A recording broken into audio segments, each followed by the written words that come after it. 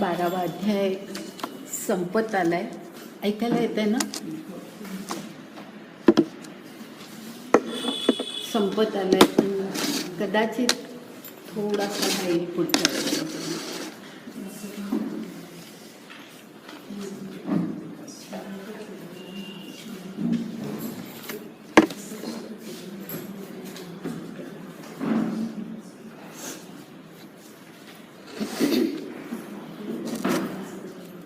या 12व्या अध्यायातल्या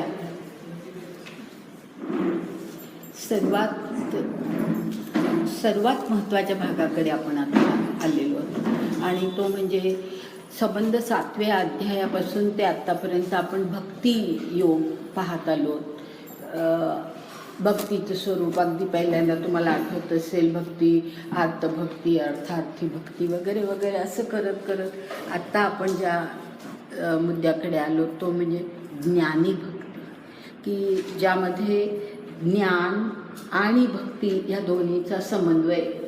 गीतेमधला अत्यंत महत्त्वाचा हा भाग आहे की अनेक ह्या निराळे योग सांगितलेत. खूप वेळेला असं लोकांची समजूत असते की काही माणसं फक्त ज्ञानमार्गानेच जाणारे असतात, काही माणसं फक्त कर्ममार्गाने, काही भक्ती मार्गाने, आणि अगदी असं उघडपणे कित्येक लोक बोलून दाखवतात की नाही नाही, आम्हाला ते ज्ञान वगैरे आम्हाला जमत नाही, आम्ही भक्ती मार्ग वगैरे वगैरे. पण भक्तीचं सुद्धा आदर्श स्वरूप कसं असावं ते या भागामध्ये, म्हणजे ज्ञानाचा आधार किंवा ज्ञानावरती आधारित अशी ती भक्ती असली पाहिजे, हे जे गीतेमध्ये सांगितले सर्वात महत्त्वाचा भाग आहे. आणि त्यामुळे जर आपण लक्षात घेतलं की तुम्हाला आठवत असेल, आपण अगदी 2ऱ्या अध्यायापासून जो भाग पाहिलेला आहे त्याच्यामध्ये स्थितप्रज्ञ ही कल्पना तुम्हाला सर्वांना माहीत आहे की स्थितप्रज्ञाची जर तुम्ही पुन्हा एकदा थोडासा तो भाग चाललात आणि स्थितप्रज्ञ म्हणजे काय हे जे त्या ठिकाणी सांगितलेलं आहे, तर तिथपासून जर तुम्ही विचार करत आलात ना, आणि अगदी शेवटी 18व्या अध्यायापर्यंत अगदी जरी आपण गेलो तरीसुद्धा आपल्याला लक्षात येतं की यामध्ये स्थितप्रज्ञ काय, कर्मयोगी काय, किंवा ध्यानयोगी काय, किंवा हा भक्त म्हणजे ज्ञानी भक्त. हा ज्ञानी भक्त झाल्यानंतर केवळ ज्ञानी माणूस म्हणजे कसा असतो, अज्ञानाची लक्षणं कुठली असतात, हे सगळं ज्ञानाच्या संदर्भामध्ये येतं. आणि असं करत करत आपण गुणातीतापर्यंत जातो. शेवटपर्यंत आपण जसं जाऊ तसं आपल्या लक्षात येईल. आणि हा मुद्दा अगदी आत्ता मी सांगते ना, लक्षातच ठेवा की ह्या सगळ्याची खरं म्हणजे लक्षणं जर आपण विचारात घेतली तर ती सारखी आहे. तो स्थितप्रज्ञ म्हणून ज्याचं वर्णन केलंय ते सगळं वर्णन बघा, कर्मयोगाचं वर्णन बघा, ह्या गुणातीताचं वर्णन बघा, या ज्ञानी भक्ताचं वर्णन बघा. आता जे आपण गेल्या वेळेला अद्वेष्टा ह्या इथपासून जी सुरुवात केली त्या सगळ्या भक्तीमध्ये एकूण तोच विचार मांडलेला आहे की अशा प्रकारे ज्याला ज्ञान होतं, स्थितप्रज्ञ सुद्धा माणूस कधी होऊ शकतो, किंवा माणसाची योगस्थ बुद्धी, आठवतं तुम्हाला, योगस्थ कुरु कर्माणी असं म्हटलेलं आहे. तर तू कर्म कसं कर, तर योगस्थ होऊन कर. तर योगस्थ होणं म्हणजे काय हे सुद्धा मी अनेक वेळा आतापर्यंत सांगितलंय, मी आता त्याच्यात वेळ घालवत नाही. पण हे जे सगळं आहे तर तुम्ही योगस्थ व्हायला सुद्धा आधी आपण कोण आहोत, ईश्वर काय आहे, ईश्वराचा आपला संबंध काय आहे, या विश्वाशी आपला संबंध काय आहे, हे सगळं ज्या वेळेला आपल्याला लक्षात येतं, म्हणजेच आपल्याला ज्या वेळेला खरं ज्ञान होतं त्यावेळेला आपोआपच आपल्या हातातून जे कर्म घडतं ते योग्य, ज्याला कर्मयोग म्हटलंय अशा प्रकारचं कर्म. कारण साधक कर्म म्हणजे ॲक्शन झाली, कुठलंही कर्मच असतं ना, आपण करतो ते सगळ्या ॲक्शन्स आहेत. त्याला योग कधी म्हणतात, म्हणजेच ते कर्म करून आपण ईश्वराशी कसे जोडले जातो हे जिथे सांगितलं जातं ते ज्ञानावरती आधारित असतं. तर त्यामुळे ज्ञान हा या सगळ्याचा आधार आहे. आणि तसाच आता या ठिकाणी ह्या 12व्या अध्यायाच्या अखेरीला ज्ञान आणि भक्ती यांचा सुंदर समन्वय गीतेमध्ये सांगितला आहे. आणि ज्ञानदेवांनी काही काही ठिकाणी तो अत्यंत सुंदर शब्द वापरून तो अधिक स्पष्ट केलेला आहे. तर हा भाग आपण पाहतो. आपण जे गेल्या वेळेला एकच त्यातला श्लोक 13वा श्लोक पाहिला. अद्वेष्टा सर्वभूतानां मैत्रः करुण एवच निर्ममो निरहंकारः समदुःख सुख क्षमी. आठवत असेल तुम्हाला, मी प्रत्येक त्यातल्या गोष्टीचं स्पष्टीकरण केलेलं होतं आणि त्यावरच्या ओव्यासुद्धा आणखी सगळ्या गोष्टी स्पष्ट करणाऱ्या आहेत. शेवटी जे म्हटलंय, तेवीच क्षमे लागी पृथ्वीसी पवाडू अंगी संतोषा उत्संगी दिदले घर. म्हणजे कसा असतो तो ज्ञान, हा भक्त कसा असतो माझा, तर क्षमा, पृथ्वी जशी क्षमा करते माणसाला तसाच तो त्याच योग्यतेची क्षमा करणारा तो असतो. आणि संतोषा उत्संगी दिदले घर, म्हणजे त्याच्या स्वतःच्या अंगावरच त्यांनी, त्याच्या मांडीवरच त्यांनी मुळी घर करून दिलंय संतोषाला. इतका संतोषामुळे त्याची सहजावस्था आहे असा त्याचा अर्थ होतो. तर असं हे आपण गेल्या वेळेला पाहिलं. आता पुढे जाऊया आपण. असेच अनेक निराळी त्याची वैशिष्ट्य सांगत सांगत प्रत्येक ठिकाणी असा जो भक्त तो माझा प्रिय भक्त आहे असं प्रत्येक ठिकाणी तुम्हाला आता पुढे आपल्याला ज्ञानेश्वरांनी सुद्धा सांगितलेलं किंवा गीतेमध्ये सांगितलेलं आपल्याला दिसतं. तर आता पुढचा श्लोक जो आहे तो श्लोक घेऊया, कारण ह्याच्यामध्ये ना फार सुंदर सुंदर शब्द आहेत आणि ते शब्द ज्ञानेश्वरांनी कशा प्रकारे ते त्याचं स्पष्टीकरण केले ते आपोआप इतकं चटकन समजू शकतं. तर म्हणून पहिल्यांदा श्लोक बघूया. संतुष्टः सततं योगी यतात्मा दृढनिश्चयः मय्यार्पित मनोबुद्ध्यो मद्भक्तः समे प्रियः. आता हा जो शेवटी आहे समे प्रियः, म्हणजे असा तो जो आहे तो माझा भक्त हा मला सर्वात प्रिय आहे असं शेवटी म्हटलेलं आहे. आणि मग असा भक्त म्हणजे काय हे सांगत असताना ही सगळी त्याची आणखी काही वैशिष्ट्य सांगितली आहेत. आणि त्यामध्ये पहिलं आहे संतुष्ट. आता तो जो शब्द आहे ना संतुष्ट, आणि पुढे आहे सततम योगी. ते खरं ते सततम योगी एकत्र आहे, पण तो सतत शब्द हा संतुष्ट या शब्दालाही जोडा तरच त्याच्यामध्ये जे अभिप्रेत आहे तो अर्थ स्पष्ट होतो. सतत संतुष्ट आणि सतत योगी असंच ते घ्यायचं. म्हणजे तो सतत शब्द हा दोन्हीकडे आहे असं आपण लक्षात घेऊया. तर संतुष्ट हा सततम म्हणजे तो कायम संतुष्ट असतो. म्हणजे संतोष हे मगाशी आत्ता मी म्हटलं त्याप्रमाणे संतोष हा त्याचा स्वभावच आहे, स्वभाव आहे, सहजावस्था आहे, ती कधी बदलत नाही. आपण म्हणतो आपण कित्येक वेळेला हो मला राग येतो, माझा स्वभाव आहे. तर हा जो आपण ज्याला स्वभाव म्हणतो तसा ह्याचा जो स्वभाव आहे तो संतोष, सतत संतुष्ट राहणं हा त्याचा स्वभाव आहे. आणि माणूस सतत संतुष्ट, म्हणून मी तो सतत त्याला जोडा असं जे म्हटलं याचं कारण असं की माणूस सतत संतुष्ट कसा राहील किंवा केव्हा राहील, ज्या वेळेला कुठल्याही प्रकारचे त्याच्या मनामध्ये अपेक्षा नसतात किंवा बाहेर असं घडलं म्हणून मला आनंद झाला असं जी आपली अवस्था असते की असं, किंवा आपण म्हणतो हो हे असं असं झालं ना की मग मी सुखी होईल, मग मला आणखी काही नको वगैरे वगैरे असेल, तो आणखी काही नको हा आयुष्यभर चालूच असतो मंत्र आपला. तर असं हे जे आहे की आपल्याला नेहमी मग हे पाहिजे असतं ते पाहिजे असतं, म्हणजे अपेक्षा ह्या आपल्या असतात आणि त्या अपेक्षा ज्या वेळेला पूर्ण होतात तेव्हा आपल्याला संतुष्ट तृप्त वाटतं. हा जो आहे हा सततम योगी आहे. याचा अर्थच असा की त्याचा संतोष बाह्य कुठल्याही गोष्टींवरती अवलंबून नाही, आतूनच अंततः त्याची ती वृत्ती आहे संतुष्ट राहण्याची. आणि हे फार मोठं लक्षण आहे ज्ञानी भक्ताचं. किंवा कोणीही ज्ञानी माणसाचं की संतुष्ट असणं सर्व परिस्थितीमध्ये. परिस्थिती कुठल्याही प्रकारच्या येत असतात, परंतु प्रत्येक परिस्थितीमुळे आपण विचलित व्हायचं.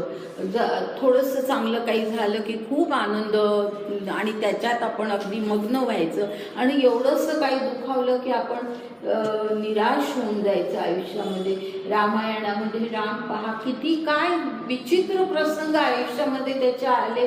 एका क्षणाला त्याला सांगितलं जातं की तुला राज्याभिषेक होणार आहे, आणि सगळं त्याला राज्याभिषेकाची सगळी वस्त्र परिधान केलेत, अलंकार परिधान केलेत, आणि वडिलांचा आशीर्वाद घ्यायला गेलाय, आणि तिथे जातो आणि त्याला कळतं की त्याला 14 वर्षाचा वनवास. म्हणजे किती इतक्या प्रचंड विरोधी परिस्थिती.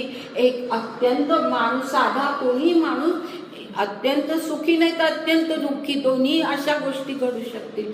परंतु राम जो आहे तो असाच आहे की ज्याला इथे म्हटलं ना सतत संतुष्ट, की तो कुठल्याही परिस्थितीमध्ये संतुष्ट. याचा अर्थ तो विचलित झालेला नाही, दुःखानेही नाही आणि आनंदानेही नाही. तर असा हा सतत संतुष्ट असणारा, म्हणजे बाह्य कुठल्याही आचारामुळे त्याचा संतोष निर्माण होतो किंवा नाहीसा होतो अशी परिस्थिती नाही, असा तो जो असतो तो सतत संतुष्ट. आणि मग सततम योगी. सततम योगी, आता हा योगी म्हटलंय, ह्याचा अर्थ असा की तो युक्त आहे. योगी म्हणजे युक्त झालेला. तर हा जो युक्त आहे तो कोणाशी आहे? परमेश्वराशी युक्त आहे. बरोबर आहे. योगी ह्याचा अर्थ हा की जो परमेश्वराशी युक्त झालेला आहे. आणि सतत योगी, सतत म्हणजे ती त्याची पुन्हा जसं संतोष ही त्याची सहजावस्था, तसं त्या युक्त असणं ही परमेश्वराशी युक्त असणं ही त्याची सहजावस्था आहे. तो कायम त्याच अवस्थेमध्ये असतो. सततम योगी.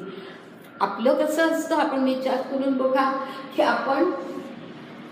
आपल्याला काहीतरी अडचण आली, काहीतरी दुःखाचा प्रसंग आला किंवा काहीतरी हवं असलं की आपल्याला ईश्वराची आठवण येते. मग आपण नमस्कार करतो, मग आपण देवळात जातो. मग अगदी ह्या नाही, साधं हे देऊळ नाही चालत किंवा घरातला देव नाही चालत, त्या विशिष्ट देवळातच गेलं पाहिजे तरच आपल्याला समाधान वाटतं. म्हणजे हे आपला जो योग आहे ना, सामान्य माणसाची लक्षणं आहेत आपली सगळी. आणि हे सतत युक्त नाही. हा जो आहे हा ज्ञानी आहे, आणि त्यामुळे तो त्याला ज्ञानच झालेलं आहे की ईश्वर आणि तो ह्याच्यातला संबंध त्याला कळलेला आहे, आणि त्यामुळे तो त्याच्याशी एकरूप होऊन गेलेला आहे, युक्त झालेला आहे. आता पुढे म्हटलंय यतात्मा. यतात्मा ह्याचा अर्थ ज्याचं इंद्रियांवरती पूर्ण नियंत्रण आहे तो यतात्मा. यतात्मा ह्याचा अर्थ इंद्रियांवरती पूर्ण नियंत्रण,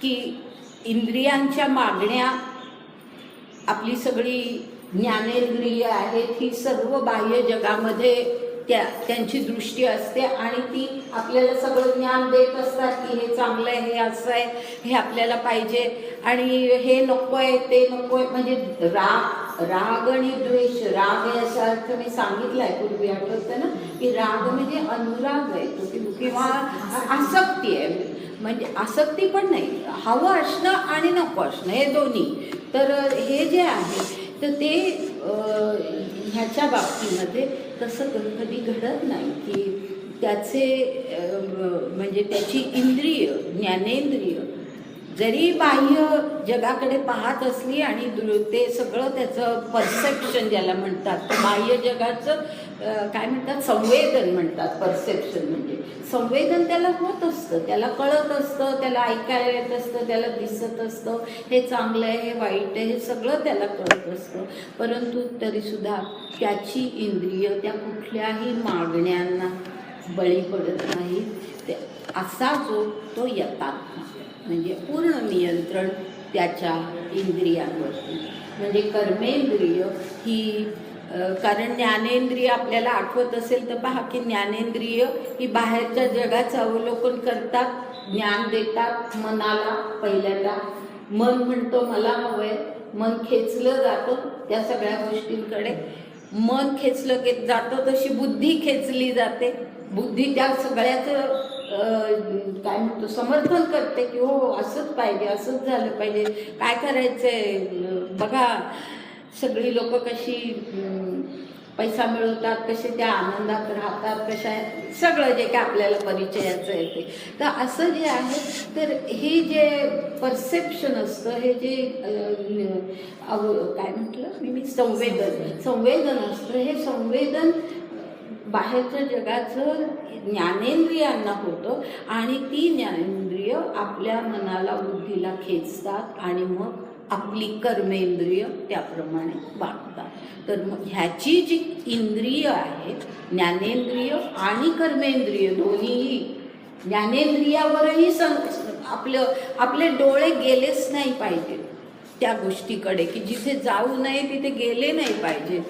म्हणजे मग आपोआपच पुढची गोष्ट कर्मेंद्रियांकडनं घडणार नाही. तर असं जे आहे मागे मी एक पुढे येणार आहे ती ओबी कुठेतरी, जाऊ दे आता मी वेळ घालवत नाही. तर अशा प्रकारे ह्याची इंद्रिय ही अत्यंत नियंत्रणामध्ये असतात. तो यतात्मा, त्यानंतर दृढ निश्चय. दृढ निश्चय म्हणजे आता कशाचा निश्चय आहे तर हा जो तो युक्त झालेला आहे ना, परमेश्वराशी युक्त झालेला आहे. त्याचप्रमाणे बाहेरच्या सगळ्या गोष्टींचा परिणाम आपल्या इंद्रियांवरती व्हायला द्यायचा नाही, हाही एक निर्णय त्यांनी घेतलेला आहे. आतमधून तो संतुष्ट आहे. ह्या ज्या त्याच्या वृत्ती आहेत या कायम तशाच टिकल्या पाहिजेत. म्हणून ह्या सर्व बाबतीमध्ये तो दृढ निश्चय असतो की हे माझं जे स्वरूप आहे, ही जी माझी वृत्ती आहे, ही कुठल्याही परिस्थितीमध्ये बदलता कामा नये असा त्यांनी दृढ निश्चय केलेला आहे. आणि त्यामुळे हे सगळं त्याला योग्य प्रकारे साधत असतं. आणि अर्थातच ईश्वराशी युक्त होणं हे सर्वात महत्त्वाचं, विश्वाशी युक्त होणं हे सर्वात महत्त्वाचं. आणि असा तो जो जोडला गेलेला आहे त्या सर्व बाबतीमध्ये त्याचा दृढ निश्चय आहे. आता त्यानंतर काय म्हटलंय, मय्यार्पित मनोर बुद्धी म्हणजे त्याची मन आणि बुद्धी कशी आहे, मयी अर्पित. मय्यार्पित म्हणजे मयी अर्पित म्हणजे ईश्वर म्हणतोय की मयी अर्पित, त्यांनी त्याची मन आणि बुद्धी मला अर्पण केली. त्याचं हे फार महत्त्वाचं वैशिष्ट्य की त्यांनी मन आणि बुद्धी ईश्वराला अर्पण केली. आणि त्यातला हा जो अर्पण शब्द आहे त्याचं महत्त्व आपण लक्षात घ्यायचं आहे की आपण अर्पण करतो ह्याचा अर्थच असा असतो की त्या गोष्टीवरती नंतर आपला कुठल्याही प्रकारे हक्क राहत नाही. हे अर्पण करण्याचं सर्वात महत्त्वाचं वैशिष्ट्य आहे की यज्ञामध्ये अर्पण जे काही केलं जातं, जे काही दिलं जातं त्याचा अर्थ असा असतो की आता हे इदम न मम, इदम न मम ही त्यामध्ये भावना असते. आणि तसं म्हटलंही जातं, जे मंत्र म्हटले जातात त्याच्यात ते म्हटलंही जातं इदम न मम, की आता हे माझं नाही, माझा त्याच्यावर काही अधिकार नाही. आणि आपल्या एरवी यज्ञात अर्पण होणाऱ्या गोष्टी या सर्वसाधारणपणे वस्तू किंवा काही अशा स्वरूपामध्ये असतात. ह्यांनी मन आणि बुद्धीच अर्पण केली. म्हणजे आता माझ्या मनावरती, माझ्या बुद्धीवरती ईश्वरा तुझा अधिकार आहे, माझा काही अधिकार नाही. तू निर्णय घ्यायचेस आणि त्याप्रमाणे माझी कर्मेंद्रिय काम करणार आहे. तर त्यामुळे हे जे आहे अर्पण हा फार महत्त्वाचा शब्द आहे. आणि त्याच्यामध्ये हा भाव आहे हे सर्वात लक्षात घ्यायचं की पुन्हा आपण त्याच्यावरती कुठल्याही प्रकारे हक्क ठेवायचा नाही. आणि म्हणून म्हणून मी मगाशीच सांगितलं 18व्या अध्यायापर्यंत आपल्याला हेच विचार पुन्हा पुन्हा दिसत असतात की तिथे पहा कसं म्हटलंय, मन्मना भव मद्भक्तो मदियाजी. मदियाजी ह्याचा अर्थ तू यज्ञ यज म्हणजे यज्ञ करणं, यज कर. तू कशासाठी कर, यज करणं याचा अर्थ काही देणं, कर्म करणं आपलं प्रत्येक कर्म हा यज्ञ असतो. तर अशा प्रकारे तू मदयाजी, ह्याचा अर्थ की तू जे काही करशील ते सगळं माझ्यासाठी, ईश्वरासाठी. आता तुझ्यासाठी काही नाही. मन होऊन जातो. म्हणजे माझं मन आणि तुझं मन ह्याच्यामध्ये काही अंतरच असता कामा नये. आणि त्यामुळे ईश्वराने घेतलेला निर्णय, हे अर्जुनाला मुद्दाम का सांगितलंय, ते ईश्वराने घेतलेला निर्णय आहे, त्याचं पालन तू करायचं आहेस. तू तुझे विचार, तुझ्या नीतीच्या कल्पना, तुझ्या धर्माच्या कल्पना त्याच्या आड आणू नको. म्हणून म्हटलंय सर्व धर्मांपरित्यज्य, असं जे म्हटलंय की तुझा धर्म मध्ये आणू नको. की वरिष्ठांचं पालन पोषण करणं, त्यांना सुखात ठेवणं हा माझा धर्म आहे, आणि त्याच्या उलट मी त्यांना मारायला निघालो, त्यांचा वध करायला निघालो, ते माझी हा मोठी चूक होणार. हा निर्णय तू घेतोयस, तुझं मन घेतंय, तुझी बुद्धी घेते अर्जुना, तर ते करू नकोस. तुझी बुद्धी, तुझं मन हे आता सगळं ईश्वराला अर्पण आहे. हे इथपासून जे काही आता हे संपूर्ण हा काय म्हणतो त्याला आपण, ज्ञानकांड किंवा ज्ञानयोग आहे ना, त्यामुळे ते सगळं हे असं जे सांगत गेले ते शेवटी 18व्या अध्यायापर्यंत फार सुंदर स्वरूपामध्ये सांगितलं. तर अशा प्रकारे मय्यार्पित मनोबुद्धी, म्हणजे तुझी मन आणि बुद्धी ही ईश्वराला अर्पण कर. असं ज्याने केलेलं आहे, असा जो मदभक्त, असा जो माझा भक्त, स मे प्रिय, म्हणजे तो मला प्रिय आहे. असं प्रत्येक ठिकाणी त्यांनी म्हटलेलं आहे की स मे प्रिय, तो मला प्रिय आहे. तर असा म्हणजे हा ज्ञानी आहे, हा ज्ञानी भक्त त्याला प्रिय आहे. आता ओव्या पाहूया, सोप्या, आता भरभर त्याचा अर्थ कळणार आहे. कुठली 51वी ओवी आहे.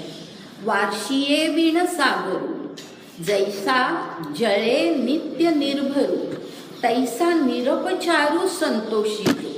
पहा, तुम्हाला कळलं असेल ना, म्हणजे वर्षाव होत नाहीये, पाऊस पडला नाहीये, तरी सुद्धा सागरातलं जळ, सागरातलं पाणी हे भरलेलंच असतं. ते काही पाऊस पडला म्हणून जसं नदीला पूर येईल, पण सागराचा पूर हा त्याच्यावर, किंवा सागराचं पाणी जे असतं ते त्याच्यावर अवलंबून नसतं. पावसाळ्यामध्ये वाढतं आणि उन्हाळ्यामध्ये कमी होतं, असं सागराचं सर्वसाधारणपणे नाही. तर म्हणून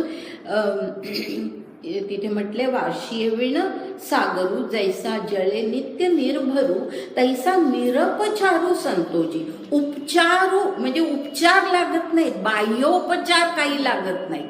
संतोष त्याचा त्या बाह्योपचारांशिवाय आहे. म्हणून निरपसंतोषी, हा आत्मसंतोषी. म्हणजेच कुठलेही बाह्य संतोष, बाह्य गोष्टी आवश्यक नसतात, उपचार आवश्यक नसतात. जसं कुठला अनाहत नाद म्हणतो आपण, बरोबर आहे ना, की कुठलाही काही आवाज, म्हणजे काही आघात न होता जो नाद होतो त्याला अनाहत नाद म्हणतात. तर तसं इथे आहे, ते म्हटलेलं आहे की निरपचारू संतोष, बाह्य काहीही घडलं नाही तरी सुद्धा तो संतोषीच आहे, म्हणजे तो त्याचा स्वभाव आहे.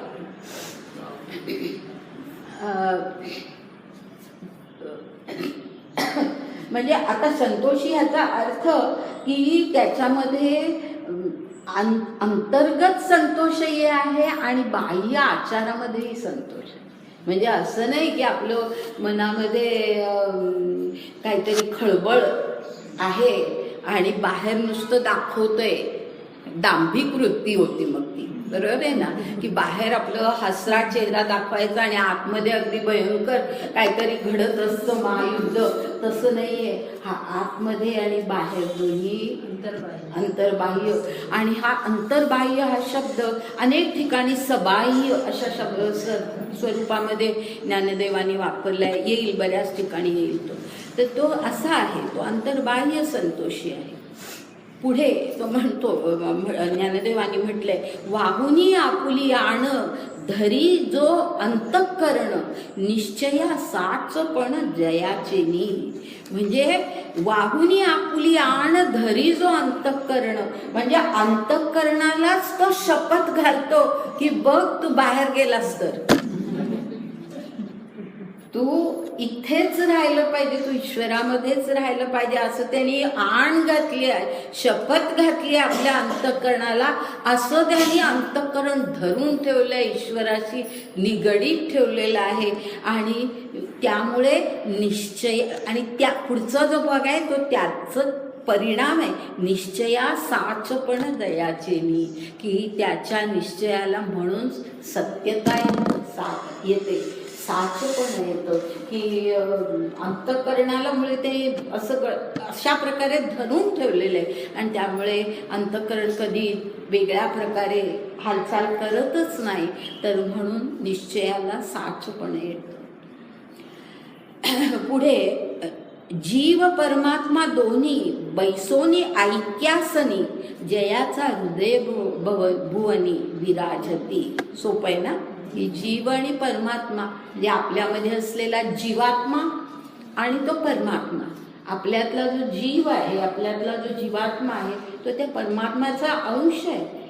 खरं म्हणजे तो त्याच शुद्ध स्वरूपामध्ये आपल्यामध्ये असतो, परंतु आपण जे ह्या सगळ्या प्रापंचिक ह्याच्यामध्ये गुंतलेलो असतो, त्यामुळे त्याचा तो शुद्धपणा जाऊन मग तो अपरा प्रकृतीमध्ये गुंततो. आणि म्हणून मग तो क्षर आत्मा म्हणतो आपण त्याला, आठवते ना, क्षर आत्मा हे त्याचं स्वरूप होतं.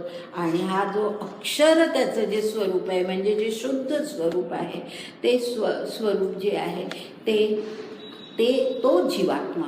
आणि तो जीवात्मा आणि परमात्मा हे दोन्ही ऐक्यासनी, म्हणजे जीव सुद्धा आता अपरा प्रकृतीमध्ये न गुंतता ईश्वराच्या बरोबर त्या एका आसनावरती स्थिरावलेला आहे. जीव सुद्धा आता अपरा प्रकृतीमध्ये गुंतलेला नाही, तो ईश्वराबरोबर स्थिरावलेला आहे. त्यालाच तर म्हणतात योग पावणं, त्यालाच म्हणतात. आणि त्याच्या बरोबर स्थिरावलाय ह्याचा अर्थच ना या ठिकाणी अभिप्रेत आहे, ज्याला म्हणतात साधर्म्य मुक्ती. साधर्म्य मुक्ती म्हणतात, की समानता आहे.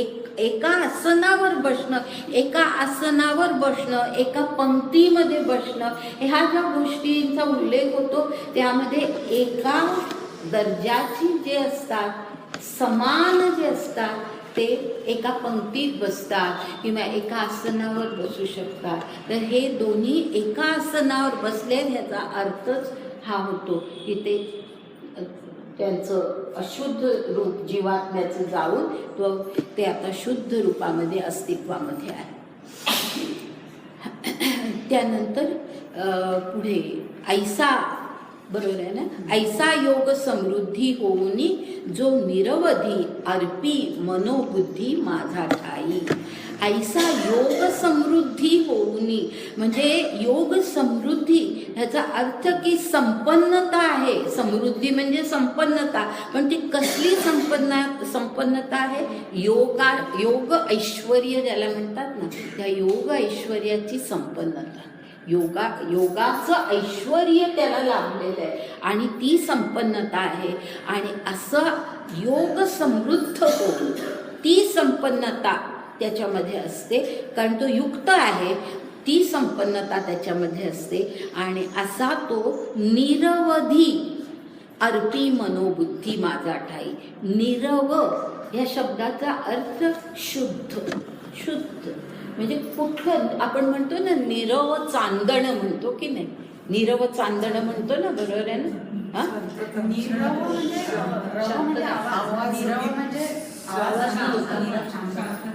शांतता हा भाग झाला, पण त्याच्याबरोबर निरव शांतता हा भाग, पण निरव चांदणही म्हणतात. निरव चांदणं ह्याचा अर्थ की इतकं शुभ्र चांदणं जे कोजागिरी पौर्णिमेला असतं ते इतकं,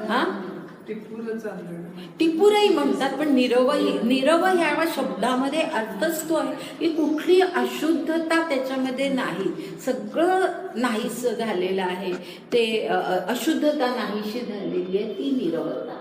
तर असं म्हणून त्याला जे म्हटलेलं आहे की निरवता काय निरवधी अर्पी मनोबुद्धी, म्हणजे त्याची मनोबुद्धी कशी आहे, निरवधी. आता पहा ह्या ठिकाणी जर शुद्धता हा शब्द अर्थ घेतला तरच बरोबर लागेल ना, की मनोबुद्धी ही शुद्ध स्वरूपामध्ये आहे आणि अशी शुद्ध मनोबुद्धी त्यांनी ईश्वराला अर्पण केलेली आहे.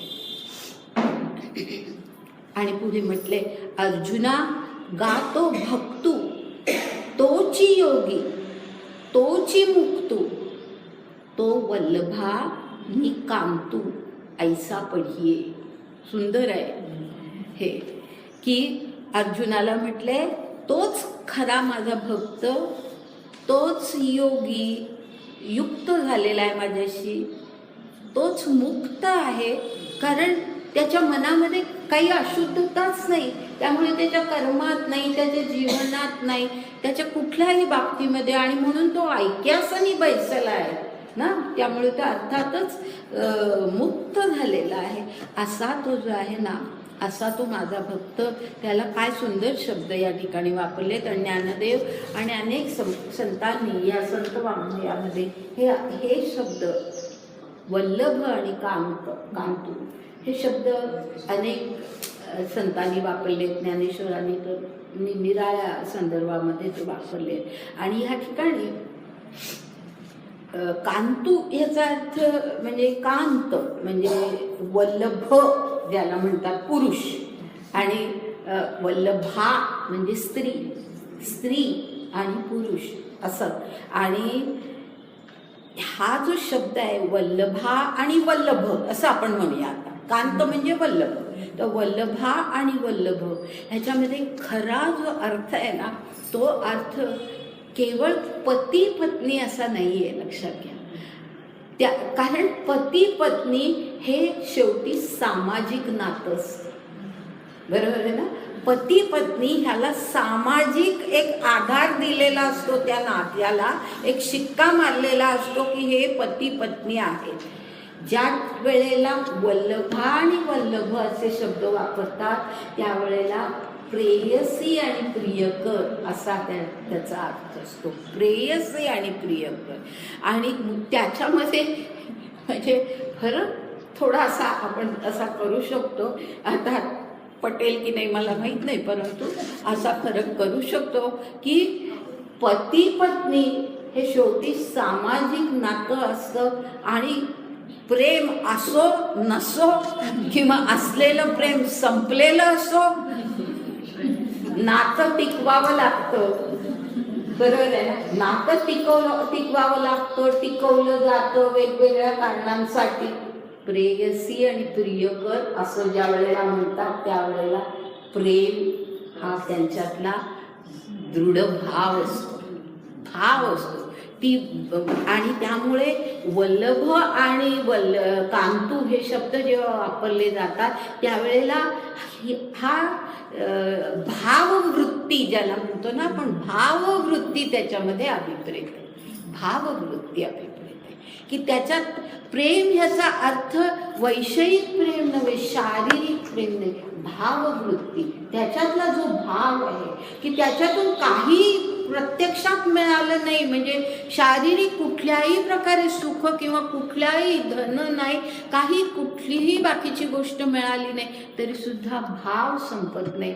आणि म्हणून पहा, कृष्ण आणि गोपी किंवा कृष्ण आणि राधा ही स्त्री नव्हती. तर असं भागवतामध्ये सुद्धा स्त्री म्हणून तिचा उल्लेख नाही आहे. राधा ह्याचा हा शब्दच म्हणजे राध ह्या धातूवरून आलेला आहे. राध म्हणजे प्रेम करणं, प्रेम ह्याचा अर्थ भावनिक प्रेम आहे, ते वृत्तीचं प्रेम आहे ते. तर ती वृत्तीचं प्रेम जी करते ती राधा. त्याचा हा चुकीचा सगळा अर्थ आपल्या समाजामध्ये आणि विशेषतः उत्तर हिंदुस्थानामध्ये फार मोठ्या प्रमाणामध्ये घेतला गेला. आल्हाददायिनी शक्ती आहे. राधा म्हणजे आल्हाददायिनी शक्ती आहे. ते आल्हाददायिनी म्हणजे काय, तुम्हाला ज्या वेळेला भक्ती असेल म्हणजे आपण भाव असेल तुमचा कुठल्याही ह्याच्यात, माणसावर असो, ईश्वरावर असो, तुम्ही एखादं संशोधन करताय, त्या संशोधनावरती किंवा काहीतरी आता हा मी अभ्यास करत असते, या अभ्यासावरती माझं प्रेम जे आहे ना, त्याच्यातून कुठलाही दुसरा म्हणजे असा इतर काही त्याच्यामध्ये हे नाही, तो जो भाववृत्ती असते त्याच्याशी निगडीत होणं असतं. तर ते जे भावनिक ऐक्य जे आहे ना, ते या वल्लभ आणि कांत या शब्दामध्ये आहे. आणि हे जे संतांनी जिथे कुठे अशा प्रकारच्या किंवा विरहिणी, तुम्हाला कोणाला तरी ऐकून माहिती असेल हा शब्द, तर त्या ज्या विरहिणी आहेत निराळ्या संतांनी हे केलेल्या, ज्ञानेश्वरांच्या आहेत, अनेकांच्या आहेत, तर त्या विरहिणीमध्ये सुद्धा भाववृत्ती आहे. त्यामध्ये जरी अगदी शेज आणि सगळे असे उल्लेख केलेले असले तरी सुद्धा त्यामध्ये कुठलाही शारीरिक किंवा वैषयिक भाव नाही आहे. तो मनाचा प्रेमभाव, भक्तिभाव आहे. आणि तो ह्या ठिकाणी सांगितलेला आहे, जिथे म्हटलेलं आहे ना की वल्लभा आणि कांतू, तो कोण आहे, तर तो भक्त म्हणजे वल्लभा, ती माझी प्रेयसी आहे आणि मी तिचा प्रियकर आहे. आणि आमच्यातले संबंध हे भाववृत्तीचे, माझी वृत्ती त्याच्याशी जडलेली आहे आणि त्याची वृत्ती माझ्याशी जडलेली आहे, असं वल्लभकांत. हे नेहमी लक्षात ठेवा. आणि कुठेही संत वाङ्मय किंवा संत काव्य तुम्ही कुठेही वाचलं तर त्यामध्ये हा अर्थ आहे, हे कायम लक्षात ठेवा. माझा भाव तुझे शरण. हा तेच अनेक ठिकाणी आहे. तर असा वल्लभा मी कांतू ऐसा पडी, याचा अर्थ की असं तू समज की ती माझी प्रेयसी आहे, मी तिचा प्रियकर आहे. आणि आमच्यामध्ये जे काही संबंध आहेत ते भाववृत्तीचे आहेत, तो भक्तिभावाचे संबंध आहेत. आणि असं तू समज असं म्हटलेलं आहे. आता बराचसा भाग जो आवश्यक होता तो आपण ह्या ठिकाणचा घेतला आहे. मला असं वाटतं पुढच्या ओव्या घेण्याची गरज नाही, साधारण तेच पुढे आहे. तर आपण आता पुढे जाऊया, पुढचा श्लोक घेऊ, 15वा श्लोक घेऊया.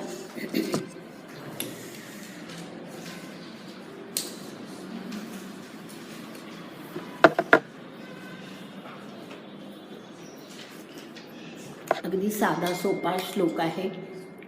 यस्मान्नो द्विजते लोको लोकांनो द्विजते च यः हर्ष अमर्ष असा तो शब्द आहे. हर्षामर्ष जो आहे ना, तो हर्ष अमर्ष भय उद्वेग, हे मुद्दाम मी स्पष्ट करते त्यातले शब्द. भय उद्वेग मुक्त, या सगळ्यातून तो मुक्त आहे असं म्हटलंय. हर्ष अमर्ष भय उद्वेग या सर्वातून तो मुक्त आहे. यहा स च मे प्रिय, असा जो आहे तो मला प्रिय आहे. आता पहिलं जे आहे यस्मान्नो द्विजते लोको, म्हणजे याचा कोणी इतर माणसं इतर लोक ह्याचा द्वेष करत नाही. तो द्विज त्याला मानत नाही, तो वेगळा आहे आपल्यापासून असं मानत नाही, त्याचा द्वेष करत नाही. द्वेष हा नेहमी द्वैताची भावना येते तेव्हाच द्वेष निर्माण झालेला असतो. तर यस्मान्नो द्विजते लोक, म्हणजे लोक ह्याला कधी किंवा लोकांना हा नकोसा होत नाही. साध्या शब्दामध्ये लोकांना हा नकोसा कधी होत नाही. आणि उलट की याला लोक पहिल्यांदा असं आहे की याला लोक नकोशी होत नाही. आणि नंतर आहे लोकांनो द्विजते या, म्हणजे लोकांना हा कधी नकोसा होत नाही. हां, दोन्हीकडनं की सर्वांना तो हवासा असतो आणि यालाही सर्व हवेसे असतात.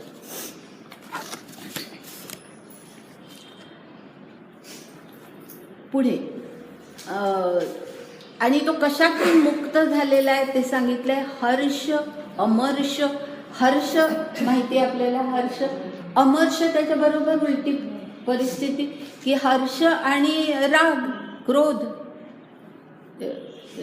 तर हर्ष आणि क्रोध तसंच भय, उद्वेग आदी मी सगळे शब्द स्पष्ट करते आणि मग त्याच्यामध्ये काय काय आणखीन विचार करायचा तो सांगते. या सगळ्यातून तो मुक्त आहे, असा जो भक्त आहे तो मला प्रिय आहे असं म्हटलंय.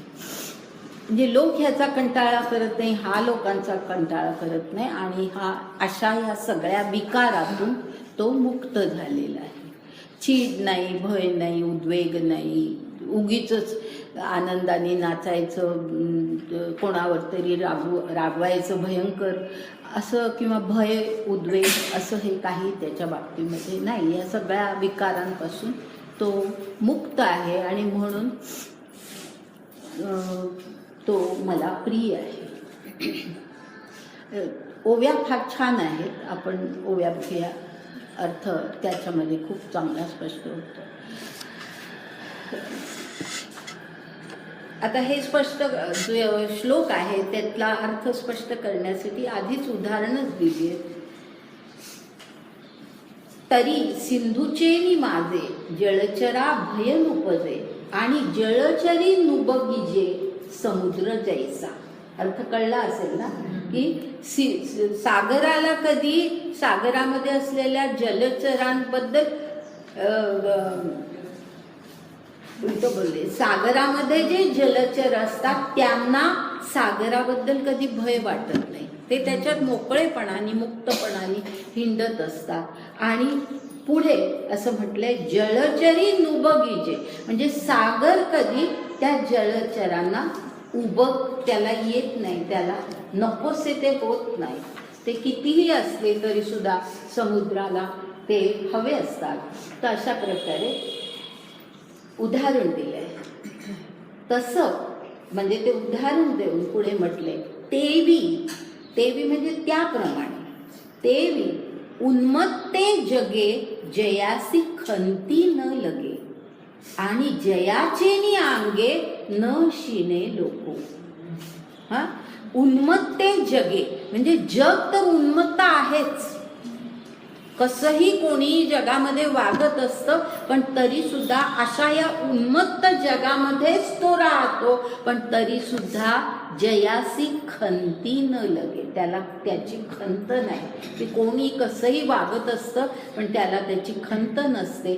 आणि जयाचेनी अंगे न शिणे लोको, म्हणजे ज्याला लोकही क्षीण म्हणजे त्या क्षीण येणं म्हणजे आता ह्या नको होय असं त्याचा त्रास होतो. क्षीण येणं म्हणजे त्रास होतो. लोकांनाही कधी त्याचा त्रास होत नाही. म्हणून जलचरांचं आधी उदाहरण दिलं. आता पुढे आणखी एक उदाहरण दिलं. किंबहुना पांडवा शरीर जैसे अवयवा तैसा नुबगे जीवा जीवपणे जो. म्हणजे अर्जुना, अरे ज्याप्रमाणे आपले जे शरीराचे अवयव आहेत त्या अवयवांना आपण कंटाळत नाही आणि ते अवयव आपल्या शरीराला कंटाळत नाही. तैसा नुबगे जीवा जीवपणे जो, म्हणजे जो इतर माणसांना कधी कंटाळत नाही आणि जीवपणे तो कंटाळत नुबगे असं म्हटलंय. तर जीवपणे ह्याचा अर्थ असा की त्याला पूर्णतः माहिती आहे की ती माणसं आणि मी ह्यांच्यामध्ये समानता ही एक आहे की त्यांचा आत्मा आणि माझा आत्मा समानच आहे, वेगळा कोणी नाही आहे. तर त्यामुळे ती वेगळ्या प्रकारची माणसं असू देत, ती कशीही वागू देत, पण शेवटी एकच आत्मा आम्हा सर्वांमध्ये आहे. हा जीवपणे ह्याचा अर्थ की त्याला ही कल्पना पूर्ण मनामध्ये भरलेली असते, त्यामुळे तो त्यांना कंटाळत नाही. जगची देह जाहले म्हणून प्रिया प्रिय गेले हर्षामर्ष ठेले दुजेन विण. जगची देह जाहले म्हणजे हे सगळं जग हे त्यामुळे आपला देह असल्यासारखं वाटतं. आणि म्हणून आधी देहाचं उदाहरण दिलंय की देहाच्या अवयवांना कधी वेगळे पण नसतं. ते अवयव देहाला कंटाळत नाही, देह अवयवांना कंटाळत नाही. तसंच ह्याचं सगळं जग मुळे त्याचा देह आहे असं त्याला वाटतं. आणि त्यामुळे प्रिया प्रिय गेले की हे प्रिय आहे ते अप्रिय आहे हे त्याला असं कधी वाटतच नाही. आणि मग हर्षामर्ष केले. हर्ष आणि अमर्ष, हर्ष आणि अमर्ष म्हणजे हर्ष आणि क्रोध किंवा चीड हे सगळं संपूनच जातं दुजेन विण. कारण दुजा भावच नाही. जग आणि मी ह्याच्यामध्ये दुजेन विण ह्याचा अर्थ दुजा भावाशिवाय, द्वैताशिवाय, द्वैताची भावना मनामध्येच नाही. आणि म्हणून अशा प्रकारचे इतरांबद्दल द्वेष वगैरे, प्रिय किंवा अप्रिय असले भाव त्याच्या मनामध्ये निर्माणच होत नाही. ऐसा द्वंद्वनिमुक्तू भय उद्वेग रहितू याही वरी भक्तू माझा ठाई. म्हणजे अशी सगळी द्वंद्व जी असतात की हर्ष अमर्ष, दुःख सुख, हे सगळे द्वंद्व आहेत. प्रिय अप्रिय ही आपल्याला मनातली आणि आपल्या आचार विचारातली ही द्वंद्व असतात. तर अशी सगळी त्याची द्वंद्वमुळे नाहीशीच झालेली आहेत. त्याच्यातून तो मुक्त झालेला आहे. भय आणि उद्वेग रहित तो झालेला आहे. आणि असं इतकं सगळं शुद्ध त्याचं स्वरूप झालंय, म्हणजे जणू काही ईश्वर जसा आहे तसंच त्याचं स्वरूप झालेलं आहे. आणि तरीही याहीवरी भक्तू माझा ठाई. हे म्हणजे हे सगळं इतक्या उंचीला तो पोचला आहे आणि तरी सुद्धा तो माझी भक्ती मात्र अखंड करतो. म्हणजे भक्ती सोडलेली नाही. कारण ही शक्यता खूप असते की आपण जितके उंचीला पोचतो तितके आपोआपच मग आपल्याला असं वाटतं की अरे आपण एवढी उंची कुठल्याही क्षेत्रामध्ये असो, ज्ञानाच्या क्षेत्रात असो, भक्तीच्या क्षेत्रामध्ये असो, कर्माच्या क्षेत्रामध्ये असो, कुठल्याही क्षेत्रामध्ये आपल्याला ज्या वेळेला हा भाव निर्माण होतो की आपण फार उंचीला पोहोचे गए असं ज्या वेळेला वाटतं त्यावेळेला घसरण सुरू होते की आपण पहुंच गए. असं एकदा का माणसाच्या मनामध्ये अहंकार निर्माण झाला की आपोआपच मग तो पाय घसरायला लागतो. असं जे होतं ते त्याच्या बाबतीमध्ये होत नाही.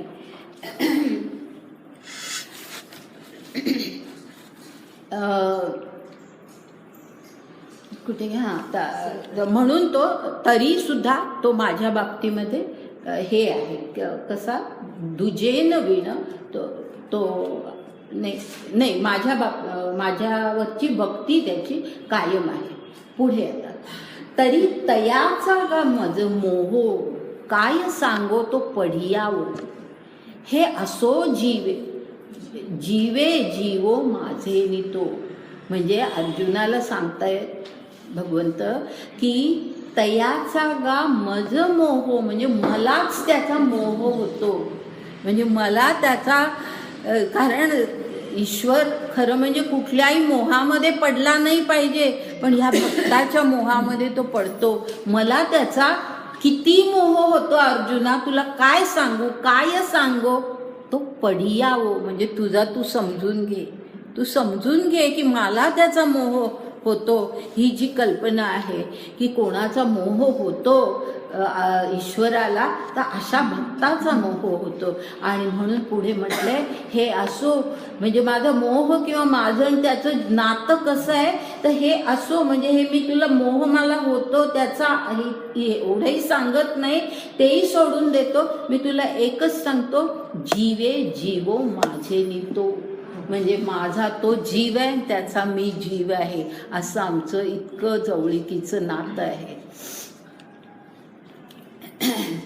आणि पुढे जो शब्द आहे, पुढे जी ओवी आहे त्यामध्ये असं आहे, जो निजानंदे झाला परिणामो आयुष्य आला पूर्णते जाहला वल्लभू जो. म्हणजे निजानंदे झाला म्हणजे ह्याचा अर्थ की तो निजानंदामध्ये राहतोय. निज आनंद म्हणजे आत्म आनंद, आत्मस्वरूपाचा आनंद. त्याच्या जीवनात आनंद दुसरा बाकीचा बाह्य काही नाही, आत्मरूप जे त्याला कळलेलं आहे आणि ईश्वराचं रूप आणि आपलं रूप जे एक आहे हे जे त्याला कळलेलं आहे, त्या आनंदातच तो राहतोय. आणि असा त्याला निजानंद म्हणतात. निजानंद याचा अर्थ असा आनंद, बाह्य प्रापंचिक आनंद नाही, आपल्या आत्मस्वरूपाचा झालेला किंवा आत्मज्ञानामुळे झालेला जो आनंद आहे, त्या आनंदामध्ये तो झाला म्हणजे तो त्याच्यातच जीवन जगतोय. त्या आनंदामध्येच, त्या आत्मसुखामध्येच तो राहतोय. आणि पुढे जो शब्द आहे ना, परिणामो आयुष्याला, परिणामो ह्या शब्दाचा अर्थ नीट लक्षात घ्या, नाहीतर हा जर अर्थ कळला नाही तर या ओवीचा अर्थच आपल्याला कळला नाही असं लक्षात. परिणामो ह्याचा अर्थ,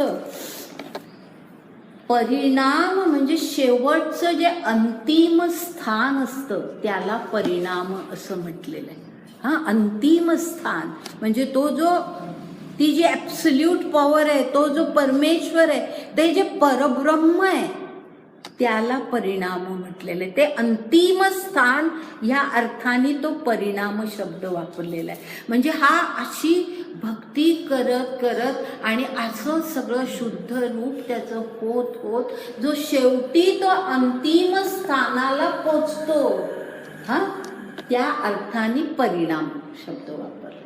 परिणाम याचा अर्थ दुसरा कुठल्याही प्रकारे घेऊ नका. परिणाम म्हणजे असा परिणाम की ते अंतिम स्थान त्यांनी गाठलं, ते अंतिम स्थान. आणि म्हणून काय म्हटलं त्यांनी, शब्द सुंदर वापरले ज्ञानेश्वरांनी, परिणामो आयुष्या आला.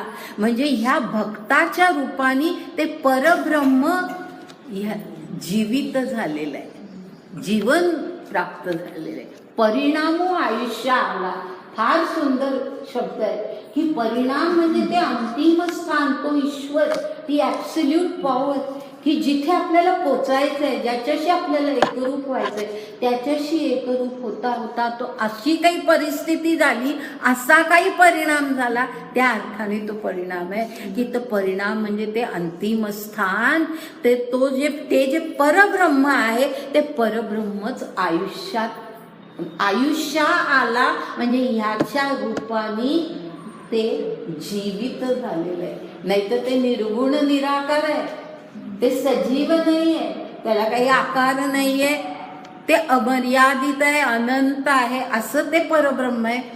ह्या माणसाच्या, या भक्ताच्या रूपाने ते ह्या जगामध्ये जीवित झालं. फार सुंदर कल्पना. म्हणजे स्वतः अहम ब्रह्मास्मी म्हणतात तसं झालं. परिपक्व अवस्था पुढे पुढे येणार आहे, ते पुढे येणार आहे. तर स्वतः ज्ञानेश्वर, स्वतः ज्ञानेश्वर कोणी हे ज्ञानेश्वर काय, शंकराचार्य काय, कोणी अशी रामकृष्ण परमहंस काय, विवेकानंद काय, योगी अरविंद काय, हे सगळे हे असं ईश्वरच परब्रह्मच इथे आलेलं आहे, आयुष्या आला.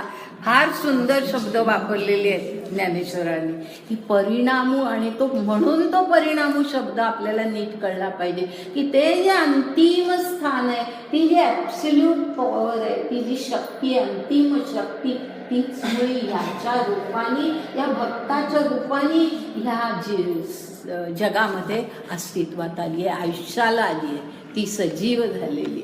फार सुंदर कल्पना आहे. परिणामो आयुष्या आला, हे असे काही शब्द आहेत ना, हे कायम लक्षात ठेवा, लक्षात ठेवण्याचा प्रयत्न करा. मी मुद्दाम का सांगते माहिती आहे का, की हे आपण आता इतके, आपण खरोखर इतके दिवस आपण एकमेकांना भेटतोय, इतक्या गोष्टी आपण हे करतोय, चर्चा करतोय, हे जे शब्द आहेत ना, ते कुठेतरी आपण लिहून ठेवावे, कधीतरी आपण ते आठवण्याचा प्रयत्न करावा. आणि कधीतरी म्हणण्यापेक्षा मी जास्त असं सांगेन की खूप वेळेला ना, साधारण आता तुम्ही काही त्या वयापेक्षा कमी असाल, पण साधारण आता 60च्या वरचे जे लोक आहेत, ते साधारण त्यांची परिस्थिती अशी असते की खूप वेळेला असं म्हणतात, विसर पडतो, लक्षात राहत नाही, पाठ केलं तरी विसरायला होतो. ते जे विस्मरण आहे, आणि ते विस्मरण हा खूप शेवटच्या टोकाला जेव्हा जातं ते अल्झायमरच्या टोकाला जातं. बरोबर आहे. आणि त्याचं कारण आपण आपल्या बुद्धीला मुळी चालना देत नाही. आणि ती चालना कशी द्यायची असते, तर अशा ज्या काही गोष्टी असतात की ह्या काही गोष्टी आपण ज्या कुठेतरी वाचल्या आहेत, एखादी गोष्ट आपल्या मनात कुठेतरी रुजली आहे. काही वेळेला मी तुम्हाला सांगते की मी हे खूप वर्षांपूर्वी कुठेतरी वाचलं होतं. ते मी खरं म्हणजे लिहिलेलंही नाही आहे बरं का, पण ते कुठे आत जे काही पोचतं ना, तसं हे शब्द काही आपल्या आत असे काही पोचले पाहिजे की ते आपण ज्या वेळेला आपल्याला झोप लागत नाही, ज्या वेळेला असं वाटतं की आपल्याला आठवत नाही असं आपण उगीच असं नाही, म्हणजे ती परिस्थिती असते, तर ती आठवत नाही ही जी परिस्थिती ह्या वयामध्ये येते, ती जर आपल्याला त्याच्यातून बाहेर पडायचं असेल ना, हा खरोखर इतका मोठा उपाय. पूर्वीच्या काळामध्ये अनेक प्रकारचे स्तोत्र आणि ते पाठ करायचे, म्हातारपणी बायका पुरुष ते म्हणत असायचे. हे त्या बुद्धीला ती चालना असते. तर आपण हे जे शिकतोय ना, या शिकण्यामध्ये हे जे इतके सुंदर शब्द आलेले आहेत, ह्या इतक्या सुंदर कल्पना आलेल्या आहेत, ह्या कल्पना आपण जर आठवण्याचा प्रयत्न केला कधी, तर खूप आपली वृत्तीही बदलते आणि आपलं स्मरणशक्ती खरोखर वाढते. हा माझा स्वतःचा अनुभव आहे. आणि मी अनुभव म्हणजे अशा प्रकारे सांगते की तुम्हाला माहिती आहे, मी अशा काही आजारातून बाहेर पडले की मला त्या काळामध्ये आत्ता 1 मिनिटापूर्वी घडलेली गोष्ट किंवा मी केलेली एकही गोष्ट मला 1 मिनिटानंतर आठवत नव्हती. इतक्या वाईट परिस्थितीमध्ये मी होते, माझा आवाज गेला होता, सगळं गेलं होतं. पण ते सगळं मी हळूहळू जे काय परत आणण्याचा प्रयत्न केला. मी खरोखर म्हणजे माझं मोठेपणा म्हणून मी सांगत नाही, पण तुम्हाला उपयोगी पडावं म्हणून मी सांगते की अशा प्रकारे आपण आपल्याला काही तक्रारी न करता आपण आपल्यामध्ये खूप सुधारणा करू शकतो. आणि ह्या अशाच करायच्या असतं. हे फार सुंदर शब्द आहेत बघा. आणि ज्ञानेश्वरीमध्ये असे इतके सुंदर शब्द, काही गीतेतले कित्येक काही शब्द इतके छान आहेत की तो श्लोक जसाच्या तसा आपण आठवण्याचा प्रयत्न करावा. की ओवी किंवा आत्ताचे हे शब्द परिणामो आयुष्याला, फार सुंदर शब्द आहेत. असे काही शब्द आपण लक्षात ठेवायचे आणि त्याची आठवण करायची. आपल्या ब्रेनला ती खूप आवश्यक अशी चालना असते. पुढे जाऊया. परिणामो आयुष्याला पूर्णते जाला वल्लभू जो. ही सुद्धा कल्पना फार सुंदर आहे. आणि ज्ञानेश्वरांची ही एक स्टाईल आहे त्यांच्या काव्याची की ते बरोबर उलट्या प्रकारे सांगतात की पूर्णते जाहला वल्लभू जो. आपण एरवी काय म्हणतो की असं प्रेम करत, अशी भक्ती करत करत तो पूर्णतेला गेला, असं आपण म्हणू साधे, हो की नाही. आपले विचार हे असे गद्यातले विचार असतात. त्यांनी कसं बरोबर उलट सांगितलंय. पूर्णतेला जा,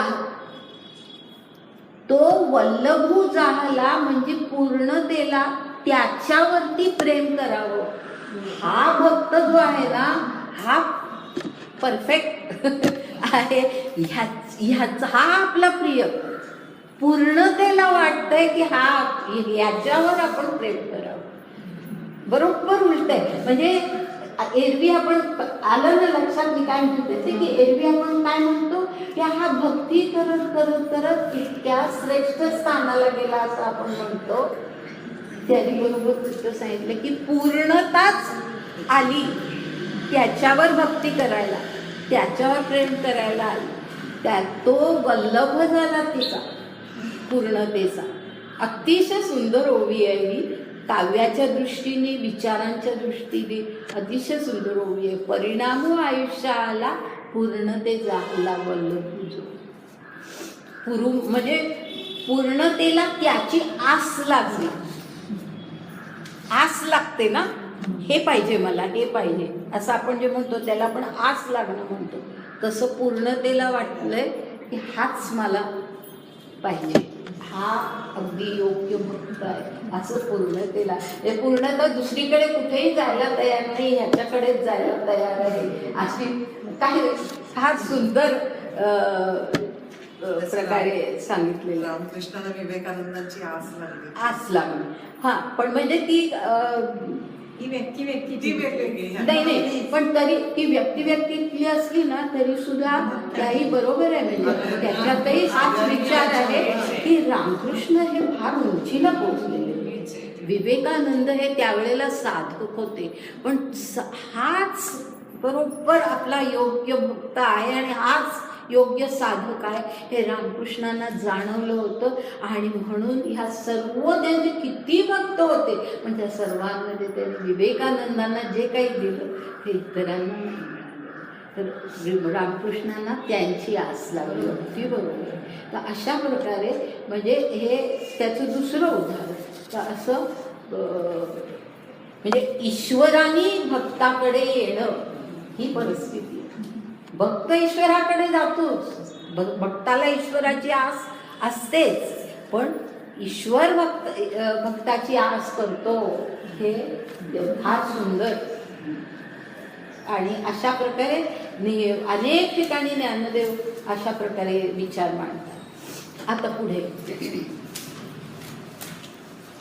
पुढचा पण श्लोक फार सुंदर आहे आणि श्लोक घेणार आहे मी. हे थोडे अगदी शेवट आलोत आपण, पण इतके त्याच्यात महत्त्वाचे आणि सुंदर शब्द आहेत की ते आपल्याला कळले पाहिजे. आता पुढे पहा, श्लोक घेतोय 16वा.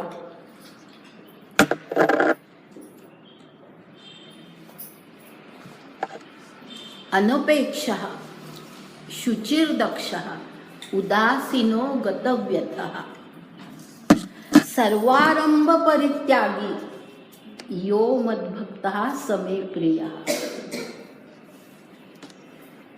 अनपेक्षः म्हणजे सोपं आहे, कसलीच अपेक्षा करत नाही. कशाचीही त्याला इतर अपेक्षा नाही. त्याची अपेक्षा फक्त ईश्वर प्राप्ती एवढीच. अनपेक्ष. बाकी प्रापंचिक बाबतीमध्ये पूर्णतः तो अनपेक्ष आहे. आणि शुचिर दक्ष हा एक फार सुंदर शब्द आहे, महत्वाचा शब्द आहे.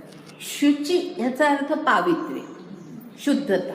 शुची म्हणजे पावित्र्य किंवा शुद्धता. आणि तो कसा आहे, शुचिर दक्ष म्हणजे ते जे आपलं पावित्र्य आहे ते रक्षण करण्याच्या बाबतीमध्ये तो अत्यंत दक्ष असतो. आपलं पावित्र्य आणि अर्थातच आधीची अनपेक्षता, हे दोन्ही, निरपेक्षता आणि आपलं पावित्र्य हे कधी नष्ट होऊ नये ह्यासाठी तो दक्ष असतो. तो शुचिर दक्ष असं जे म्हटलेलं आहे त्याचा अर्थ तो आहे की पावित्र्य आणि निरपेक्षता सुद्धा, कारण ते असतं तेव्हाच आपोआपच पावित्र्य येतं. तर त्यामुळे निरपेक्षता आणि पावित्र्य ह्याची तो अत्यंत दक्षतेने त्याचं रक्षण करतो की ते कधी नाहीसं होता कामा नये. आता ह्याला महत्त्व काय आहे? ह्याला महत्त्व अशासाठी आहे की मगाशी मी थोडा उल्लेख केला होता की आपण जसं या अध्यात्मामध्ये, परमार्थामध्ये ज्या वेळेला माणूस प्रगत होत असतो, उंचीवरती जात असतो, त्याचे विचार आचार बदलत तो वरती जात असतो, त्यावेळेला शक्यता खूप असते की कधीतरी ते सगळं त्याचं ते पावित्र्य, त्याची ती निरपेक्षता, जे आधी सगळे अद्वेष्टापासून जे सगळे गुण त्याचे सांगितले ते सगळे गुण, हे जे आवश्यक गुण आहेत भक्तातले, ते गुण मिळवत तो वर गेलाय. पण वर जाताना कदाचित हम पहुंच गए हा जर भाव मनात आला तर तो तिथे खाली घसरतो. कारण का की मनामध्ये अहंकार निर्माण की मी कोणीतरी मोठा, मी काहीतरी मिळवलंय, बाकी प्रापंचिक नसे ना का, पण मी ह्या ज्ञानाच्या क्षेत्रात, मी ह्या भक्तीच्या क्षेत्रामध्ये अशा काही ह्याला पोहोचलेलो आहे की आता माझ्या तोडीचा कोणी नाही, हा अहंकार आला मनामध्ये. किंवा आपण जे काही करतो त्या कुठल्याही कर्माच्या बाबतीमध्ये मीच करणार, हे माझ्या हातूनच घडलं पाहिजे, किंवा हे मी करणारच नाही कारण ते माझ्या योग्यतेचं नाही, हे सगळं अहंकार असतो. हा सगळा अहंकार असतो.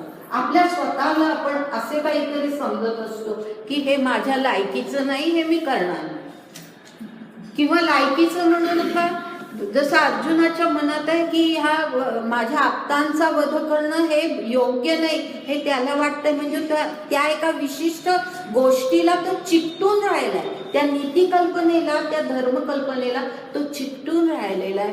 हे जे आहे या सगळ्यामध्ये माणूस ज्या स्थानाला वरती जायला पाहिजे त्याच्या ऐवजी तो खाली घसरतो. आणि म्हणून दक्षता ही अत्यंत आवश्यक असते. तुम्हाला आठवत असेल तर पहा, आपण 3ऱ्या किंवा 4थ्या अध्यायामध्ये अशी एक ओवी येऊन गेली की पुरुखे लाळिली इंद्रिये जरी कवतिके, अशा प्रकारचे शब्द होते. तुम्हाला आठवत आहेत का? की पुरुखे म्हणजे पुरुष याचा अर्थ की असा उंचीला चाललेला आहे, जो काही ह्या सगळ्या भक्तीच्या, ज्ञानाच्या, कर्माच्या बाबतीमध्ये फार उच्च अवस्थेला पोचलेला आहे, असा जो माणूस आहे. प्राप्ते पुरुखे असा शब्द येतो. प्राप्त झालंय त्याला अनेक गोष्टी. म्हणून मी म्हटलं मगाशी पहुंच गए, हा जो शब्द आहे ना तो बरोबर हिंदीतला त्याला आहे की प्राप्त पुरुष, की त्याला असं वाटायला लागलं की आपल्याला खूप प्राप्ती झाली. अशा प्राप्ते पुरुखे लाळिली जरी कवतिके इंद्रिये, असं म्हटलेलं आहे त्या ओवीमध्ये. मला अगदी बरोबर शब्द आठवत नाही पण असं आहे. तर लाळिली म्हणजे आपल्या इंद्रियांचं थोडंसं पोटकौतुक आपण करायला सुरुवात केली किंवा इंद्रिय मोकळी सोडली, माणसाची घसरण सुरू होते. आणि हे आपल्याला अनेक ऋषींच्या किंवा इतरांच्या उदाहरणांवरनं दिसतंय. मी तुम्हाला ही उदाहरणं दिली होती, आता तुम्हाला आठवेल तिथे ती ओवी होती की प्राप्ते पुरुखे लाळिली जरी कौतुके इंद्रिये, अशा प्रकारचे शब्द त्याच्यात होते. तर तेच इथे सांगितलेलं आहे की अशा माणसाने जर रक्षण केलं नाही आपल्या पावित्र्याचं, आपल्या शुचितेचं, आपल्या निरपेक्षतेचं, आणि जे सगळे गुणधर्म आपण आत्तापर्यंत पाहिलं त्या गुणांचं जर आपण रक्षण केलं नाही तर आपली घसरण होऊ शकते. तर म्हणून त्यापासून, आणि म्हणूनच पहा तुकाराम जे म्हणतात, रात्रंदिना आम्हा युद्धाचा प्रसंग, अंतर्बाह्य जग मन, असं त्यांनी म्हटलेलं आहे. रात्रंदिना आम्हा म्हणजे आता हे युद्ध कसलं आहे? हे युद्ध हेच आहे की ह्या जगामध्ये वावरत असताना आम्हाला ह्या गोष्टीचं रक्षण करायचं आहे. हे युद्ध आतमध्ये, हे युद्ध की ह्या कुठल्याही मोहामध्ये आम्ही पडता कामा नये, त्यापासून आम्हाला रक्षण आमचं करायचंय. हे युद्ध आम्हाला करायचंय. अंतर्बाह्य जग मन, त्या जग आणि मन ह्यामध्ये हे युद्ध चाललेलं आहे. आणि ते अशासाठी आहे की ह्या शुचिर दक्ष ज्याला म्हटलंय ना, तेच तुकारामांनी त्या अभंगामध्ये म्हटलेलं आहे. समर्थांनी पण अखंड सावधान, समर्थांनी अनेक ठिकाणी अखंड सावधान असं जे म्हटलेलं आहे. सावध राहा याचा अर्थ कुठला बाकीचे शत्रू नाहीत, हेच शत्रू आपल्या अंतर्गत आहेत, तेच महत्वाचे शत्रू आहेत की जे बाहेर सुद्धा शेवटी आपल्याला शत्रुत्व निर्माण करतात आणि आतलं तर शत्रुत्व असतंच. तर असं जे आहे सावधान, तर ते जे आहे ते अशा प्रकारचं आहे. चॉईसलेस अवेअरनेस जी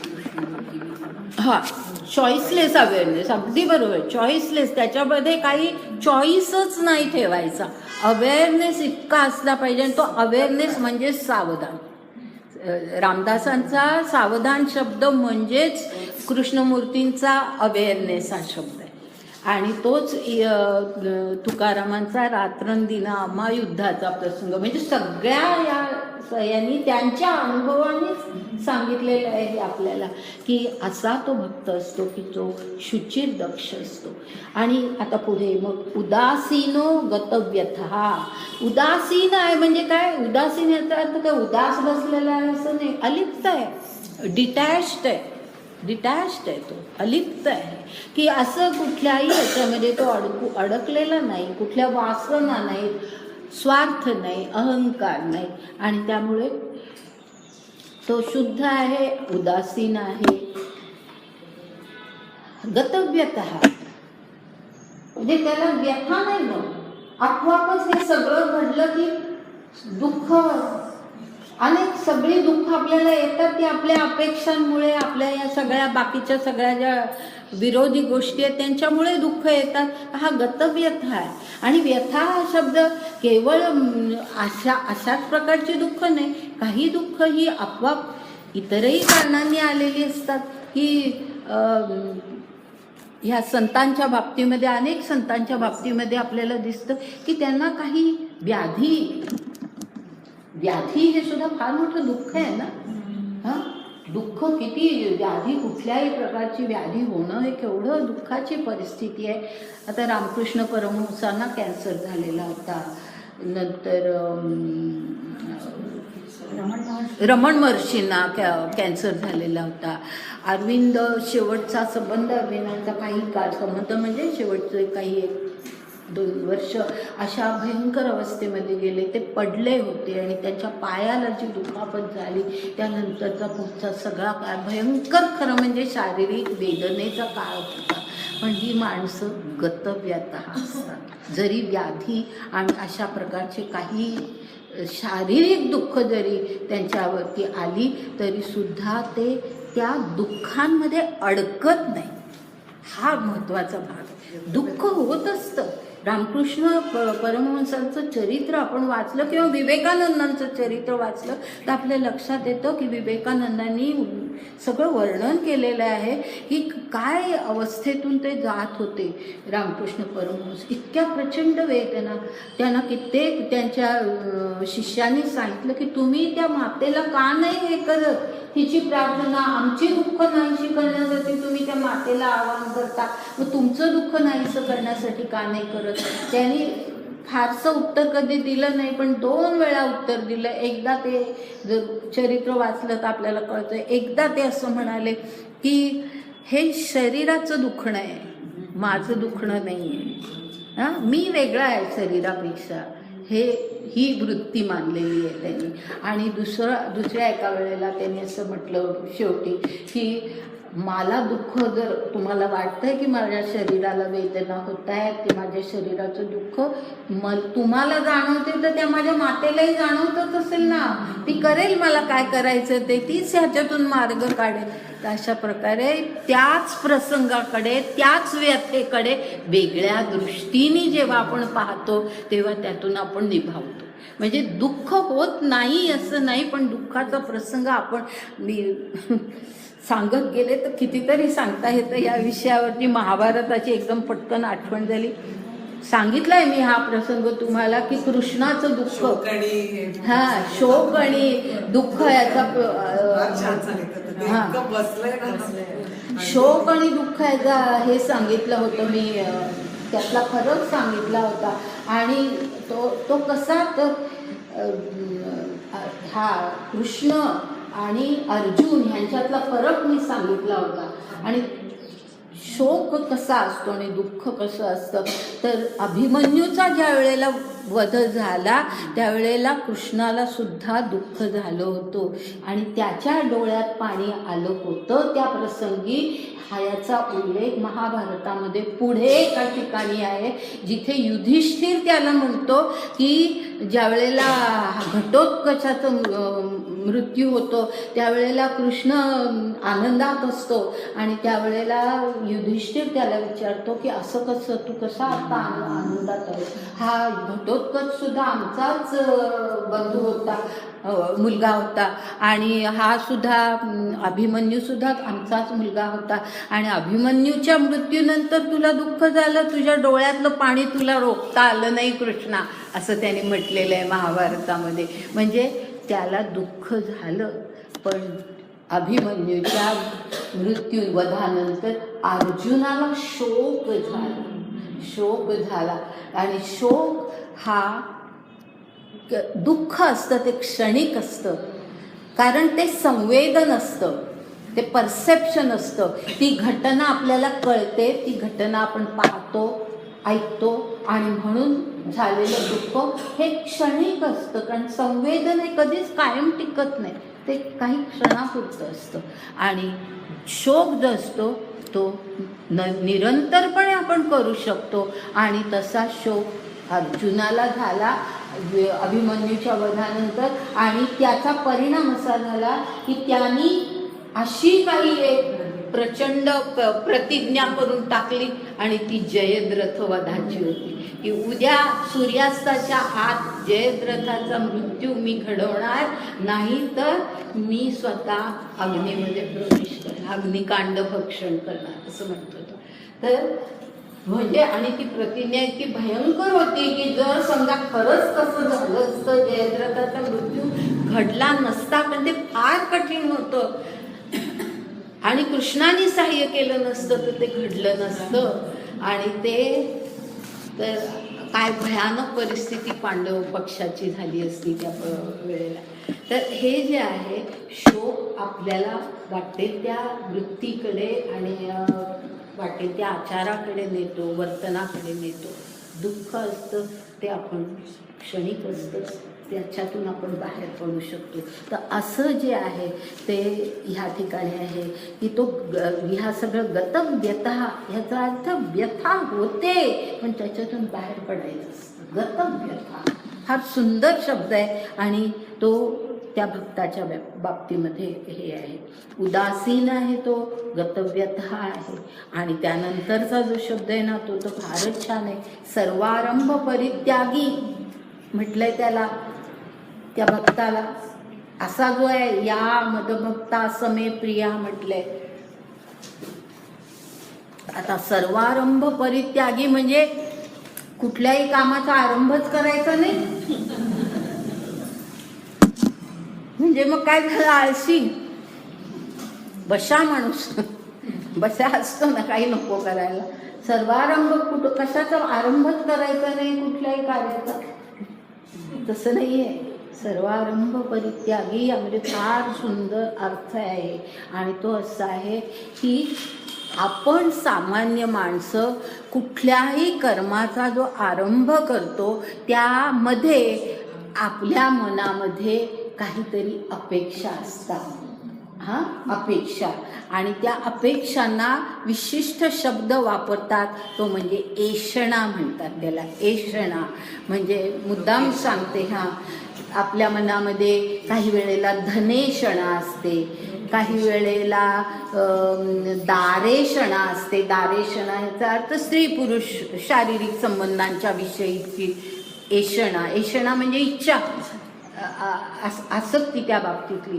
तर ऐषणा, दारेषणा असते. आणि सर्वात आणखी भयंकर म्हणजे लोकेषणा. लोकेषणा की कितीही ज्ञानी माणूस असला तरी सुद्धा लोकेषणा काही वेळेला जात नाही, की लोकांनी आपल्याला चांगलं म्हणावं ही इतकी भयंकर आतमध्ये दडलेली वृत्ती असते की त्याच्यासाठी माणूस वाटते ते करायला तयार होतो.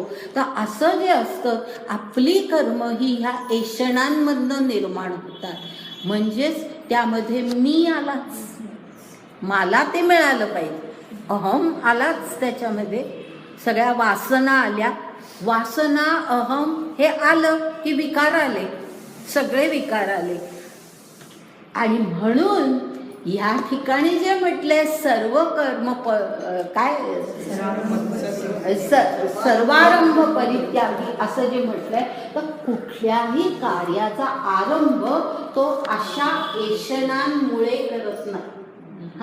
अशा म्हणजे अहंकार नाही मनामध्ये की मीच हे करणार, हे माझंच कर्तृत्व आहे, माझ्याशिवाय दुसऱ्या कोणाला येणारच नाही वगैरे वगैरे. कुठलाही कर्तृत्वाचा मद नाही, कर्मफलाचा आस्वाद घेण्याची अपेक्षा नाही. अशा प्रकारे हे सगळं जे आहे ते अहंकार, स्वार्थ, विकार ह्यांनी जे आपली सगळी कर्म लपेटलेली असतात तशी त्याची कर्म नसतात. त्या अर्थाने म्हटले सर्व कर्म सर्वारंभ परित्याग. म्हणजे कशाचा आरंभ करायचा नाही याचा अर्थ कुठलं कर्मच करायचं नाही असं नाही, तर कुठल्याही कर्माचा आरंभ अशा ऐशणांनी करायचा नाही, अहंकार नाही, कुठल्याच बाकीच्या इच्छा अपेक्षा वासना विकार त्याच्या मागे नाही. असा फार सुंदर शब्द येतो. असा तो सर्वारंभ परित्यागी, असा जो माझा भक्त आहे तो मला प्रिय आहे असं म्हटलेलं आहे. आणि म्हणून हे शब्द श्लोकातले पाहणं फार आवश्यक आहे. ओव्यांमध्ये आले आहेत पण काही ठिकाणी तितकं हे नाही आहे. जिथे आहे तिथे मी पाहते. आता पहा आपण ओव्या बघूया. श्लोक झाला आपला, ओव्या बघूया. 72 ओवी पाहणार आहोत आपण आणि त्यानंतर एकदम 83 ओवी पाहणार आहोत. कारण मध्ये ना जवळजवळ तेच म्हणजे तुम्ही एकदा श्लोक तुम्हाला समजला की ते सगळं हे मधलं सगळं समजेल.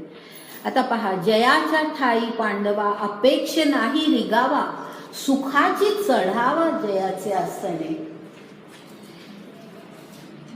अर्जुना, ज्याच्यामध्ये अपेक्षे नाही रिगावा, म्हणजे रिगावा याचा अर्थ प्रवेश करणे. अपेक्षा त्याच्या कर्मामध्ये प्रवेशच करत नाही. त्याच्या जीवनामध्ये त्याच्या कर्मामध्ये अपेक्षा प्रवेश करत नाही. रिगावा नाही याचा अर्थ प्रवेशच नाही अपेक्षेचा. आणि त्यामुळे मग काय, अपेक्षा नसली की मग दुःखाचा प्रश्नच येत नाही, कारण आपली सगळी दुःख ही आपल्या अपेक्षांमुळे असतात. आणि म्हणून पुढे काय म्हटलंय, सुखाची चढावा जयाचे असणे. चढावा म्हटले, जयाचे असणे. आधी तो अर्थ लक्षात घ्या की जयाचे असणे म्हणजे त्याचं अस्तित्व हेच मुळे आधी सुख आहे. हेच सुख आहे, कारण त्याच्या मनामध्ये काही अपेक्षाच नाही. त्यामुळे त्याचं असणं, अस्तित्व हेच सुख आहे. आणि ते सुद्धा कसं चढतं सुख आहे. चढावा, चढतं सुख आहे. कारण का, की त्याचं असणं हे चढतं सुख आहे. पण तो दिवसेंदिवस अधिक युक्त होत जातो आणि ह्या सगळ्या बाकीच्या प्रापंचिक जीवनापासून तो अधिक अलिप्त होत जातो. म्हणून तो चढावा. आपली सुख कशी असतात, आपल्या सुखांची तुलना करून पहा. आपली सुख कधी चढतात कधी उतरतात. कारण आपल्या अपेक्षेप्रमाणे घडलं की आपल्याला बरं वाटतं, सुख वाटतं, तृप्त वाटतं. चढावा, पुन्हा लगेच किती काळ ते सुख. मात्रा स्पर्शास्तु कौंतेय काय शीतोष्ण सुख दुःखदा आगमा पायिनो म्हटलंय. आठवतंय हा श्लोक गेलाय. आगमा पायिनो म्हणजे कधी येतं कधी जातं. आगम पायिनो म्हणजे कधी ते येतं कधी जातं. बंद करू का?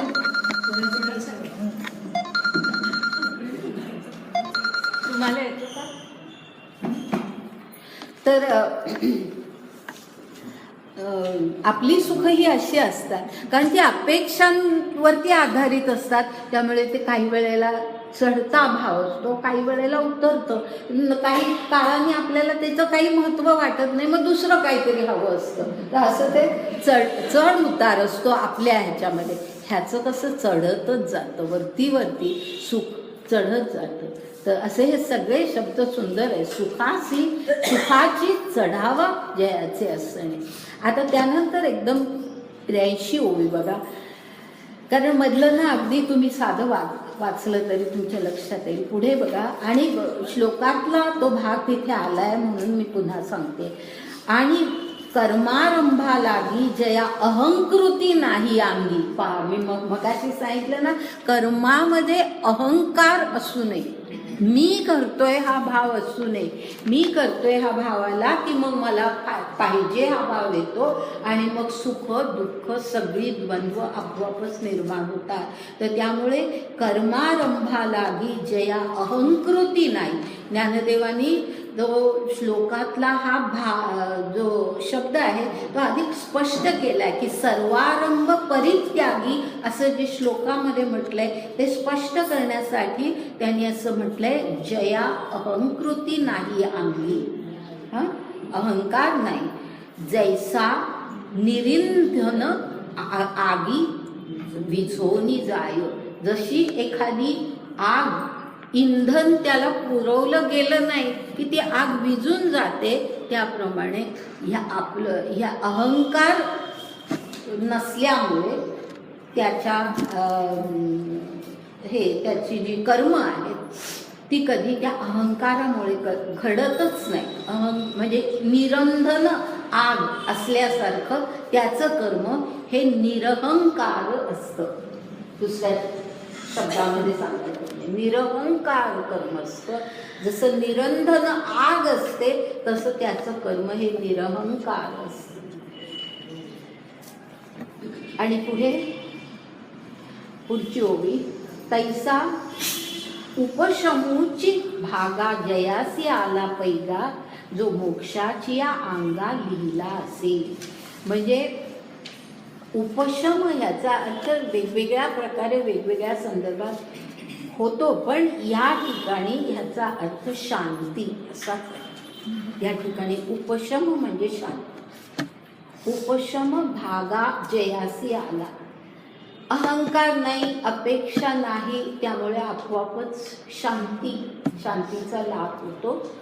उपशमूची भागा जयासी आला, भागा जयासी आला म्हणजे ज्याला मिळतं, ज्याला शांती मिळते, ज्याच्या वाट्याला शांती येते, ज्याच्या वाट्याला शांतीच येते. आणि पुढचा जो उल्लेख आहे, जो मोक्षाची या अंगा लिहिला असे. म्हणजे ह्याही ठिकाणी ज्ञानदेवांनी उलटा उल्लेख केला आहे. एरवी आपण असं म्हणू की ज्याच्या अंगावर मोक्षाचा शिक्का मारलेला आहे असं म्हणू. इथे उलट म्हटलंय की मोक्षाच्या अंगावर ह्याचा शिक्का मारलेला आहे. मोक्षाची या अंगा लिहिला असे, असं जे म्हटलंय लिहिला असे, त्याचा अर्थ शिक्कामोर्तब की मोक्ष हा त्याला मिळणारच. मोक्ष हा त्याला त्याच्या अंगी लिहिलेलाच आहे. पुढे अर्जुना हा ठावोवरी जो सोहम भावो सरोवरी, तो द्वैताचा पैल तिरी निगोसरला. आता यामध्ये हा कसा आहे ठावोवरी म्हणजे तो त्याची अवस्था कशी आहे, तर जो पुढचं जे आहे ना, जो सोहम भावो सरोवरी, ती त्याची अवस्था आहे. म्हणजे काय की जो सोहम भावानी पूर्ण भरलेला आहे. सोहम सहा अहम ह्या भावानी तो पूर्ण भरलेला आहे.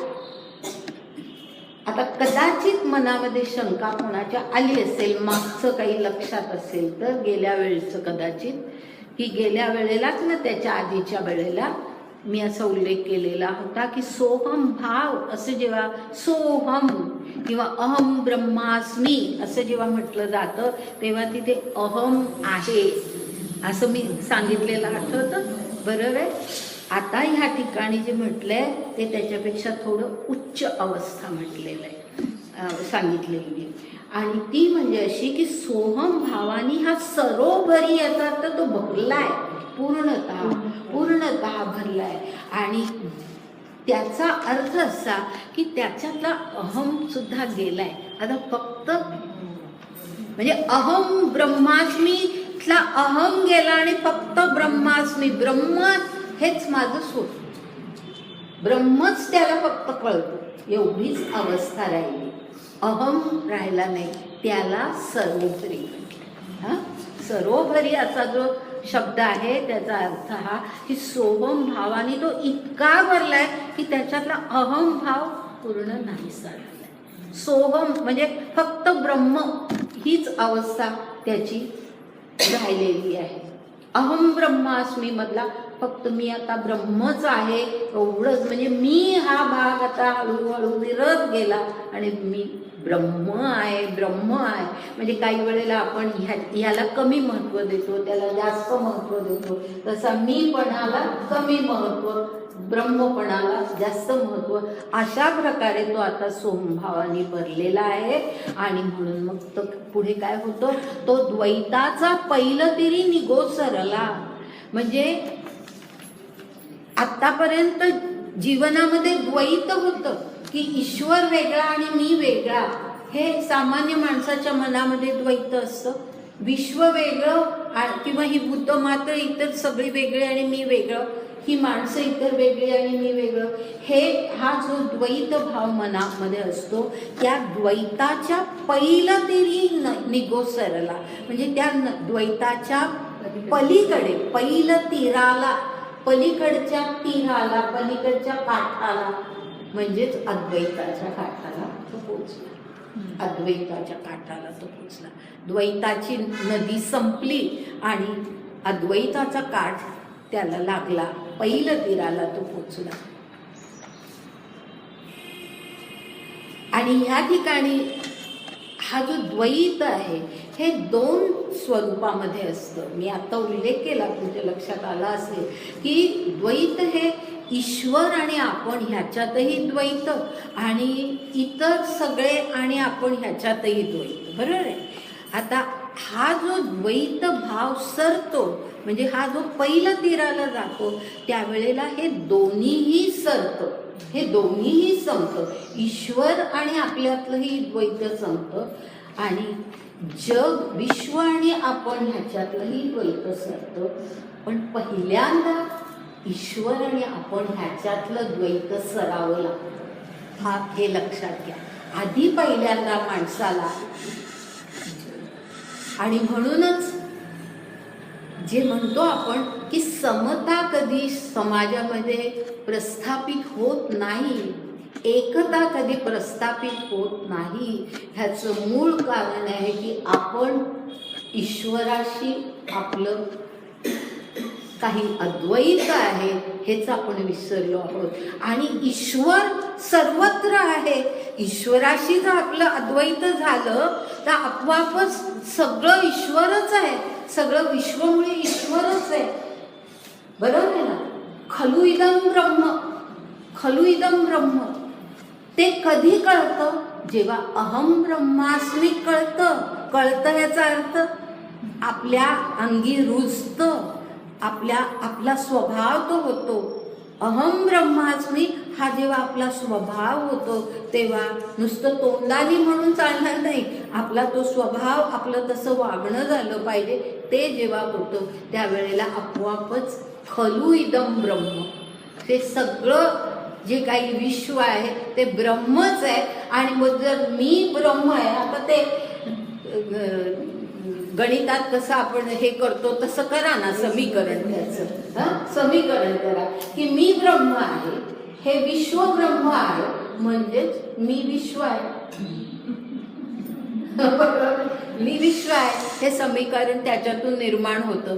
तर असं आधी अहम ब्रह्मास्मी हा भाव निर्माण व्हायला पाहिजे, तो सरोवरी झाला पाहिजे, पूर्ण आत रुजला पाहिजे, अहम गेलाच पाहिजे. फक्त आपण ब्रह्म आहोत ही भावना मनामध्ये राहिली पाहिजे. आणि मग ते ब्रह्म म्हणजे सगळं विश्व आहे आणि मग आपोआपच आपणही विश्व. मग त्या माणसात आणि माझ्यामध्ये, त्या प्राण्यात आणि माझ्यामध्ये काही फरक नाही, हा भाव आपोआप निर्माण होतो. छोटे छोटे शब्द आहेत पण फार मोठ्या अर्थाचे आहेत. तर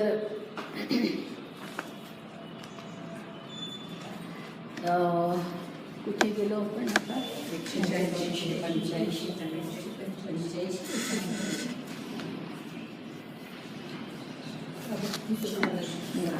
या पद्धती, हां 85. हां, अर्जुना हा ठावोवरी जो सोहम भावो सरोवरी, तो द्वैताचा पहिलं तिरी निगोसरला. कळलं असेल आता. हां, आता पुढची ओवी घेत नाही आहे मी, पुढे जाऊया आपण जरा. 88 ओवी बघा. मधल्या ओव्या तुम्ही वाचा हां घरी, कारण आता अगदी हे कळलं ना की सगळं पुढचं कळतं. थोडे अर्थ पुस्तकातही दिलेले असतात. आता पहा 88 ओवी. तयाचे आम्हा व्यसन आमुचे तो निज ध्यान, किंबहुना समाधान तो मिळते. ईश्वर म्हणतोय हे की आम्हाला त्याचं व्यसन लागलंय. आणि व्यसन ह्याचा अर्थ की व्यसन कधी म्हणतो आपण की त्याच्याशिवाय चालत नाही त्याला व्यसन म्हणतात. बरोबर आहे की त्याच्याशिवाय चालतच नाही त्याला व्यसन म्हणतात. अगदी चहा सुद्धा नाही घेतला तर डोकं दुखतं म्हणजे व्यसन. तर अशा प्रकारे व्यसन ह्याचा अर्थ तो असतो की आपल्याला त्या विशिष्ट व्यक्तीशिवाय त्या विशिष्ट वस्तूशिवाय आपलं चालत नाही, तसं त्या अर्थाने इथे शब्द आहे. तयाचे आम्हा व्यसन आमुचे तो निज ध्यान, म्हणजे ईश्वर त्याचं ध्यान करतो. ईश्वर त्याचं ध्यान करतो. भक्त ईश्वराचं ध्यान करेल ह्याच्यामध्ये काही विशेष नाही.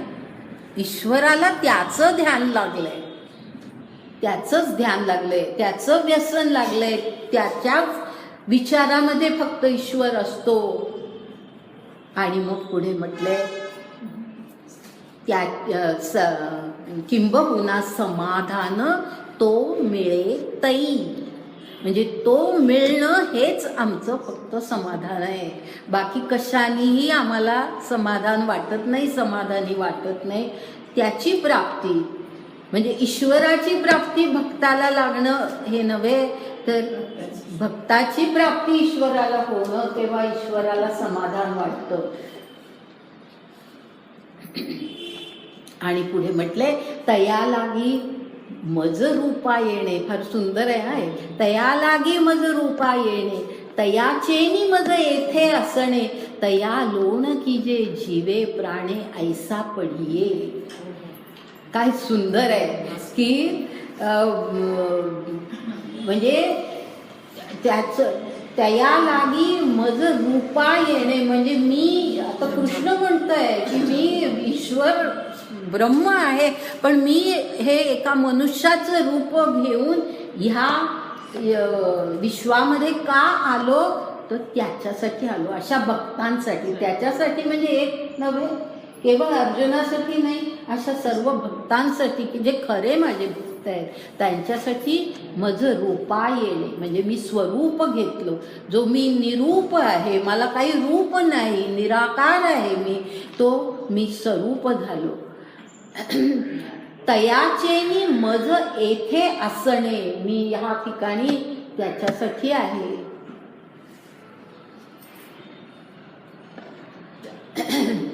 तया लोण की जे जीवे प्राणे ऐसा पडिये, म्हणजे तू अर्जुना असं समज, ऐसा पडिये म्हणजे तू असं समज की आमचं सगळा जीव आणि प्राण लोण की जे ह्याचा अर्थ त्याच्यावरून उतरून टाकलंय, त्याच्यावरून ओवाळून टाकलंय.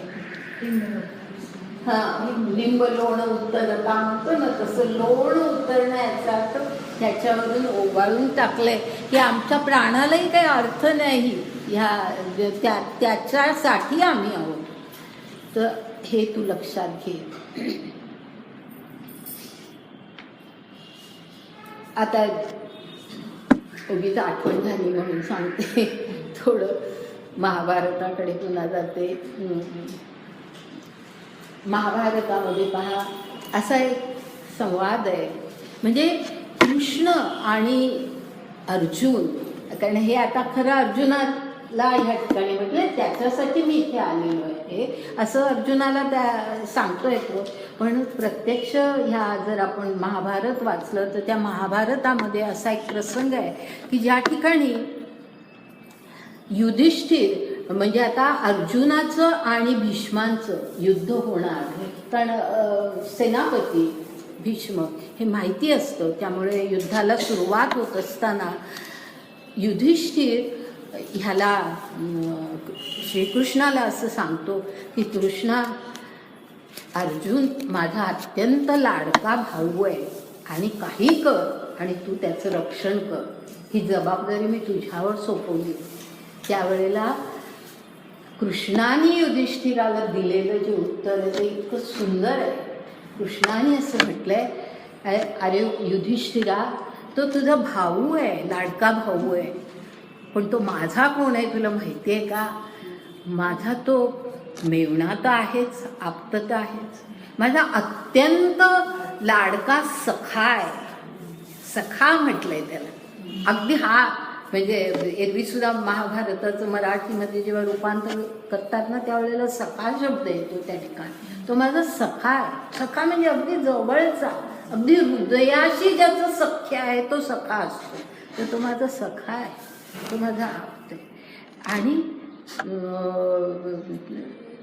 त्याच्यासाठी मी माझं सर्वस्व असं, म्हणजे तुझ्यापेक्षा जास्ती जवळचं नातं माझं आहे युधिष्ठिरा, तर त्याचं रक्षण करणं हे तू माझ्यावर जबाबदारी टाकूच नको. ती जबाबदारी घेऊनच या विश्वामध्ये मी आलेलो आहे. असं हे कृष्ण आणि अर्जुनाचं जे नातं आहे ना ते ईश्वर आणि भक्ताचं नातं इथे सांगितलेलं आहे की त्याच्यासाठी मी आहे असं ज्या वेळेला म्हटलेलं आहे भगवंतानी, त्यावेळेला हा भाव मनामध्ये की त्याच्यासाठी मी या विश्वात आलो आहे, ह्या विश्वामध्ये राहिलो आहे आणि तो सगळं काही माझं सगळं जीव प्राण मी त्याच्यावरून ओवाळून टाकला आहे. आणि प्रत्यक्षात पहा तुम्ही, आपण जर हे युद्ध पाहिलं कौरव पांडवांचं, थोडं मी जाते गोष्टीमध्ये पण काही हरकत नाही, आपण हे असंच तर समजावून घ्यायचं असतं. आपण हे कृष्ण आणि आपलं कौरव पांडवांचं जे युद्ध पाहिलं तर ते या युद्धामधला हा प्रसंग मी मागे एकदा दुसऱ्या संदर्भामध्ये सांगितला होता, आता पुन्हा सांगते. पहा की त्या प्रसंगामध्ये भीष्म आणि अर्जुन लढतायत एकमेकांशी आणि अर्जुन हात चोरून अंग चोरून लढतोय. ह्याच्यातही उल्लेख आलेला आहे, अंग चोरून लढतोय. म्हणजे जी शस्त्र अस्त्र त्याला माहिती आहे ती वापरत नाहीये तो. ती वापरली असती तर भीष्मांचं कुठेच हे लागला नसता.